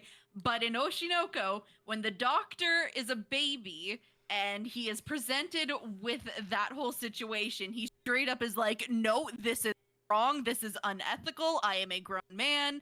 I will take the bottle, please and thank you. and he does state that he is interested in women. It's just he's like he doesn't have interest in dating right now, which makes sense if he has the mind of a grown man. He's like, I'm not playing with that pool of these are minors. That's why he even states I'm kind of more interested in older women, which is why Mem was kind of like, ooh, okay. Yeah, I also think too he mentioned something about his level of attractiveness. Like, yes, he's into older women, but at the same time it's also like relevant to his age as he's growing up. So yes, while he's a full ass man and has full ass man memories in his head, the physical body is 15, 16. Like, he's only attracted to people within that age frame, and as he gets older, that age goes up too, right? Him being attracted to I at 16, I think, again, is that thing with idols and people being infatuated and not in love. There was something about her stage presence that infatuated him. Whether or not that's creepy or not, that's your thing. But, like, the whole point of her being an idol is because she's a female idol, is to make grown-ass men fall in love with her so they spend all their money on her. Like, that is the point of idols. Let me also just say, I feel like what doesn't help him, for me to like him, is just this whole revenge plot storyline. I don't really like it. If this was very much more focused on the behind the scenes of everything being an idol and all that, and he was more like for that type of stuff, I feel like the idol end of this, it works. this whole revenge storyline shit, it just doesn't help him. I feel like Especially when we get to after we time skip from Ai's death, and he is doing absolutely everything to fucking stuff his sister's dream. Like he is straight up he's straight up two leg tackling the shit out of her dreams. right. Yep, Like, yep. and I get it. Like I get the panic Mm-hmm. after what You happened get the with trauma I. response. Yeah, I can understand where the trauma is coming from, but it's also like, then why don't you kind of just help her out, and you will be the one helping to build this company Here's to my like thing. prevent it. Like you're I'm you're just like he's doing everything, yeah. but really just trying to help her out. Honestly, But then they at the probably And end could it have of the wrote him as a character who just chooses to opt out of everything, just like because he's the one with the trauma of seeing his mother stabbed, right? Of seeing I stabbed. So they probably should have, in my opinion, should have given him the character of fuck this lifestyle. I'm just gonna yeah, kind of be in my hoodie, chill in my room, and not ever and do then nothing. but yeah, like that kind of mindset to, and then when he finally finds out his sister really is going for it, he Mm-hmm. forces himself into it just to be like for him to sort of turn into her manager. Yeah, You would he have Yeah. turns into appreciated her that. manager, and then at the end of season 1, where the girls have their first concert, he is supportive in a sense. He does show up with the glow sticks. He's full on freaking idol dancing like when he was a baby kind of thing, cheering them on. He just he steps in a lot of ways to try to prevent the tragedy from happening again, but it just he's very clumsy, not clumsy, but very conniving about it. There we go. Yeah, And see, this is where I have to say he's my favorite character. Um, and I hate Ruby and Kana. And I like him a lot because I think his revenge motivation is very interesting because he keeps getting fucking sidetracked by this whole acting thing that he swears he's not good at. But Mm-hmm. because he's a grown ass man, and understands probably more than any of the other teenagers and young actors he's surrounded with as far as life experience goes, he has more to draw on, and so it makes his acting that much better. But I can see where like him being super moody is kind of a turn off. It Mm-hmm. is initially I wasn't that big of a fan of him. I've grown to really like him a lot. Um, I dislike Ruby because she just kind of sucks. She just has this naivety about her that just annoys me, and she has her genuine caring moments from time to time. But like overall, I'm like, I need some consistency, girly. We have none. oh, I Um, didn't like her all that much either. Just yeah, you should just like Aqua especially more. well, no, like when they were kids and he brought up there had to be a person for us.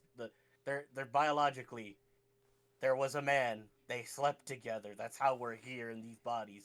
And she did the whole like the very creepy fan of oh no, there's no way there was another person. This all I was like, Oh yeah. God, Okay. Okay, but like bitch, I like this isn't true. And then You know in your heart. it You've sat around long enough to hear the conversation. there's just a lot about Ruby that I don't necessarily care for. She exists and I accept her existence, but I'm not a big fan of her. I think I kind of actively dislike Kana because I hate her stereotype of character where she's like, I'm in love with the main boy, but he can't know. I'll never tell him. Fuck him. I don't need a man. It's Yeah. Tsundere, I but mean, it's like it's to be like fair, a weird the one Tsundere. See, I gotta defend her a little bit because she was trying to open up to him until he recorded when he started going on that show, and then he started flirting with the other girl, and he started dating the other girl. So she's just like, oh well, if you're not committed to me, if you don't have the same feelings, I don't want you to know about my feelings. But god damn it, I still have feelings. Is kind of what her trope is essentially. It's like you have feelings for somebody else. I want you to have feelings for me, but I can't make you have feelings for me. But I still have feelings for you, and I can't just get rid of them so easily. And so that's why I'm just like, I get it. And to be fair, it's the same girl who basically started taking all of her jobs as she got older because you know, You Kana suck. no, Kana was it was more like the adults made Kana be l- not so spotlighty, right? They wanted her to blend in, and she did. That obviously did not go good Ill for her issue. career. No, they made the skill issue. She didn't have one because towards the end Simply of be season better than two, the skill issue. she did season two. She showed I don't have a skill issue. Y'all have the skill issue. I have to dull myself to make y'all look better. Is what she does, and that's what she did for a long time, which I is why it bit her in the ass. no, I get that. I just think like I understand the self-deprecation of it all because of the people around her affecting her in that way. Mm-hmm. I just can't stand her. like I Ignorant characters are hard to be done right, and even when they are, sometimes it's still rough. even like her self-deprecation moments it makes me want to feel for her, but then she turns around and is like fuck Aqua. He's such a womanizer when literally she should understand the most that he went on a dating show and that it is work. Like, yeah, there's the possibility for a real relationship, but it very clearly is not that for him. And if she claims to like know him He as didn't have well to as kiss she her. thinks she does, then she would understand that he's not interested in dating at all. He didn't Really, have to kiss her. no, he didn't have to kiss her, but also he kind of did. Like, that's the previous season set this expectation now for these, you know, up and coming idols that if they get in a relationship based off this TV show, they should kiss as like the season finale. That's what the viewers want, right? It just is this its whole thing, and he did become infatuated with the fact that Okane was able to basically become I, right? As far as Yep. personality. And it is and now we're at a point where yes, again, I understand he's a grown man in a 16-year-old body, but at the end of the day, he's also just a 16-year-old at this point. He's lived 16 long ass years, right? Has 16-year-old hormones. 16-year-old hormones, and to see now somebody who is has the I'm just exact saying, aura. this is very double standards across animes. This is very difference- double standards I- across I'm out. animes. I will The only say difference is he's not groping women like Rudy did. Let's be very honest. Rudy was on site. Ooh, naked woman. I'm suckling on that tea as soon as I can. He was hyped. Nigga was hungry all the time. I will also say he's not overtly horny for I. He gets flustered by anybody who reminds him of I, right? In that like either and I don't know if this is a weird Oedipus complex technically because he already liked her before she became his mom, and it does feel weird to me. I'm not a fan of him really dating her or picking to date her because he reminds her or she reminds him of I, but at the He same did have a mommy complex. but let's just be but real. yeah, he does have a mommy complex. It just is like I can tolerate that a little bit more than some of the other stuff that happens in anime. It's still I still get a little weirded out at parts of this anime because I know like this is a grown ass man hanging out with teenage girls, right? Like that gets weird to me sometimes. But then like, well, I guess he technically he's lived 16 years as you know, baby through 16. It's not like he got reincarnated as a 16-year-old, right? Like he got reincarnated And as a baby and had to grow up. There was no magic potion that made him that way.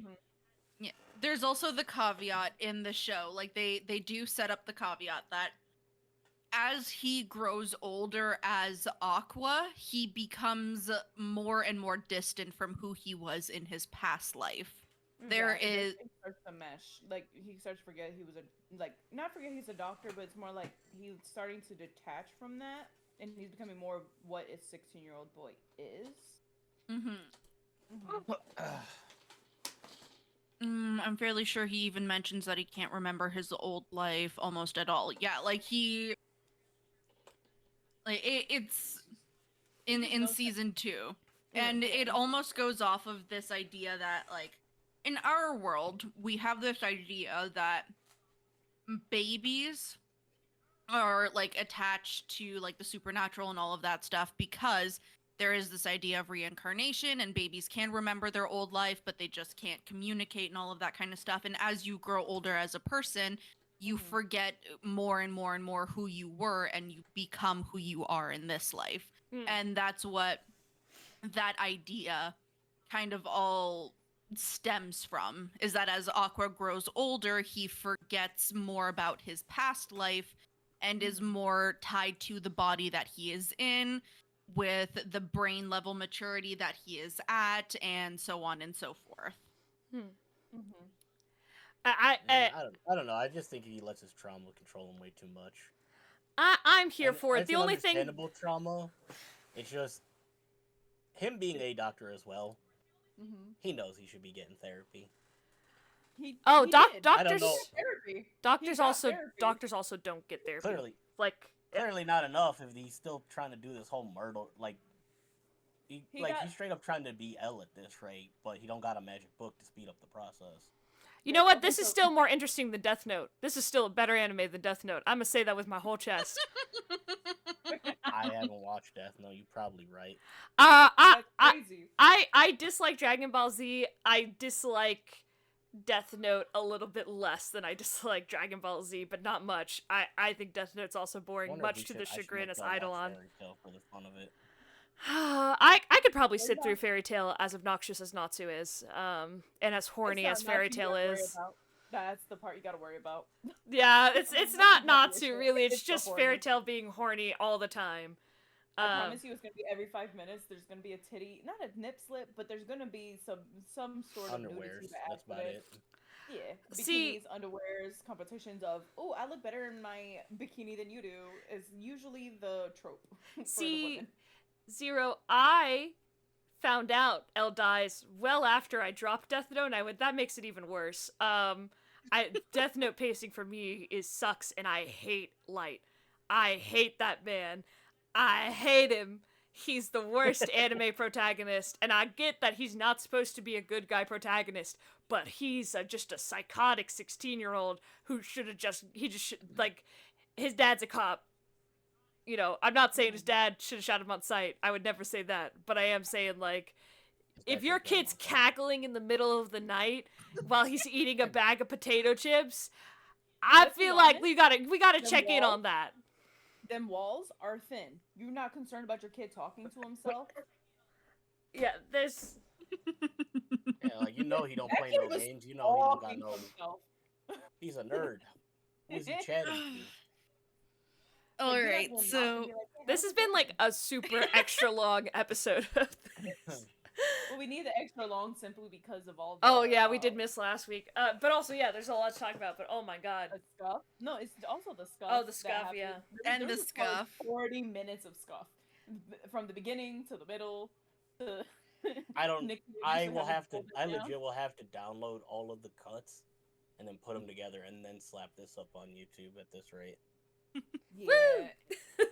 But yeah, at this point, we are damn near close to 3 hours. I think this is a good place to end it for today.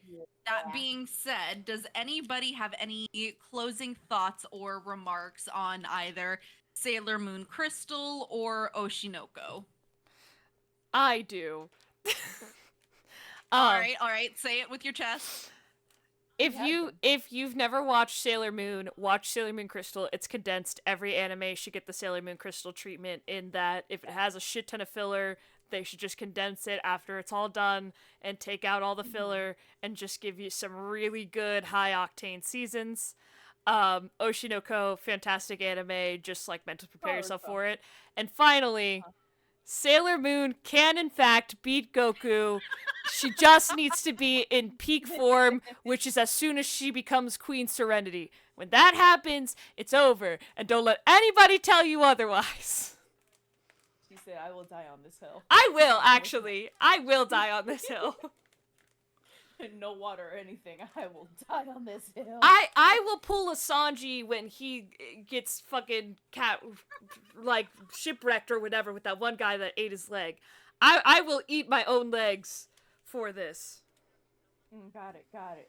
Content. Poor tail. Um, I in terms of star rating for each anime, Sailor Moon has always been a love. I will say the show giving Tuxedo Mask powers upped the rating in my mind, and introducing us more characters than what I originally had gotten to know, and more lore, technically speaking. I'm gonna have out of 5 stars, I'm gonna give it like honestly a 4.5. I can't call it a perfect anime because it's still ongoing. Who knows if they butcher it in the future? Concurrently, could be a possible 5 star, but because it's an ongoing project, 4.5.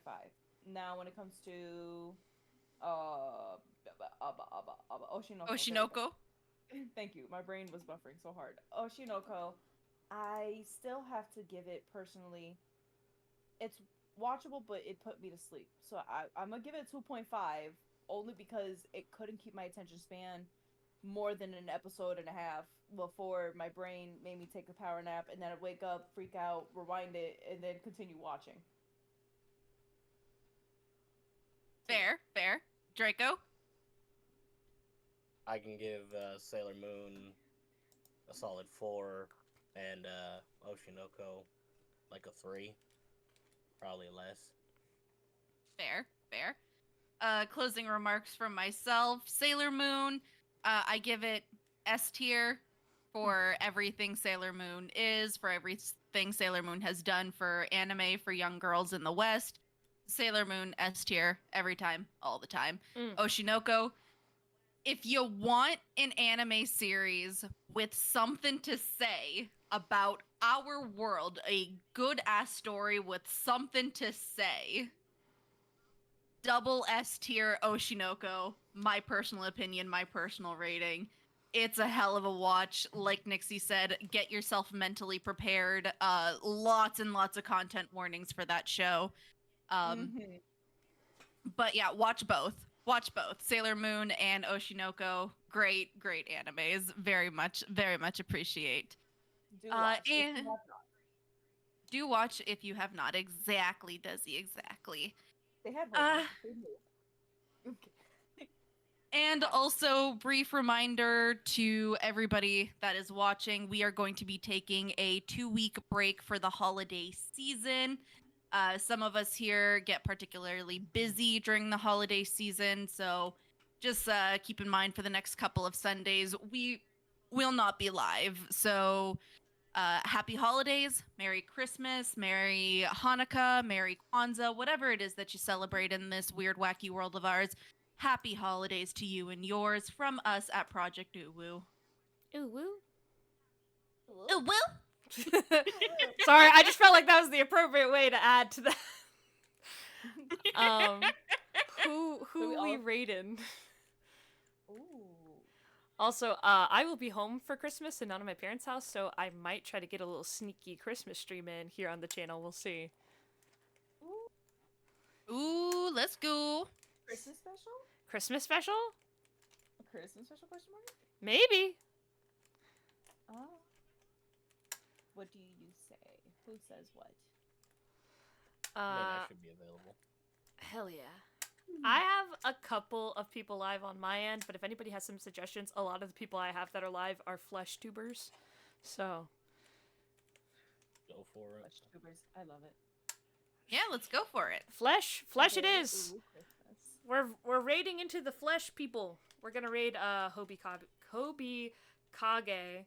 They are a black creator, which is very fun. She's very funny, and playing Infinity Nikki, which is my fucking new addiction for gacha games. Yes! We have a raid message set up yet or no? No, I'm gonna add a raid emote eventually. I'll figure out the Zelo raid message. All right. Okay. Nova spiel. That's what 2 weeks of Sundays free is gonna do good for us. Okay. And as always, everybody, I want to thank you all for showing up. I want to thank you all for showing out. It's absolutely an honor for us to stream for you all every single Sunday, again, except for the next couple of Sundays. That being said, please stick around for the raid. We will be raiding Hobie Kage, and as always, you can follow us at our respective handles anywhere and everywhere on the internet. Myself, you can find me at Mamanova VT, again, anywhere and everywhere on the internet. Next, we have the beautiful C. DeWagoness, the at Nixie Royd. Find her anywhere and everywhere on the internet at handle. Afterwards, we have our wonderful Neko Mommy. That is at Desiree Lovely, and our Dragon King at Draco Storm. Find us anywhere and everywhere.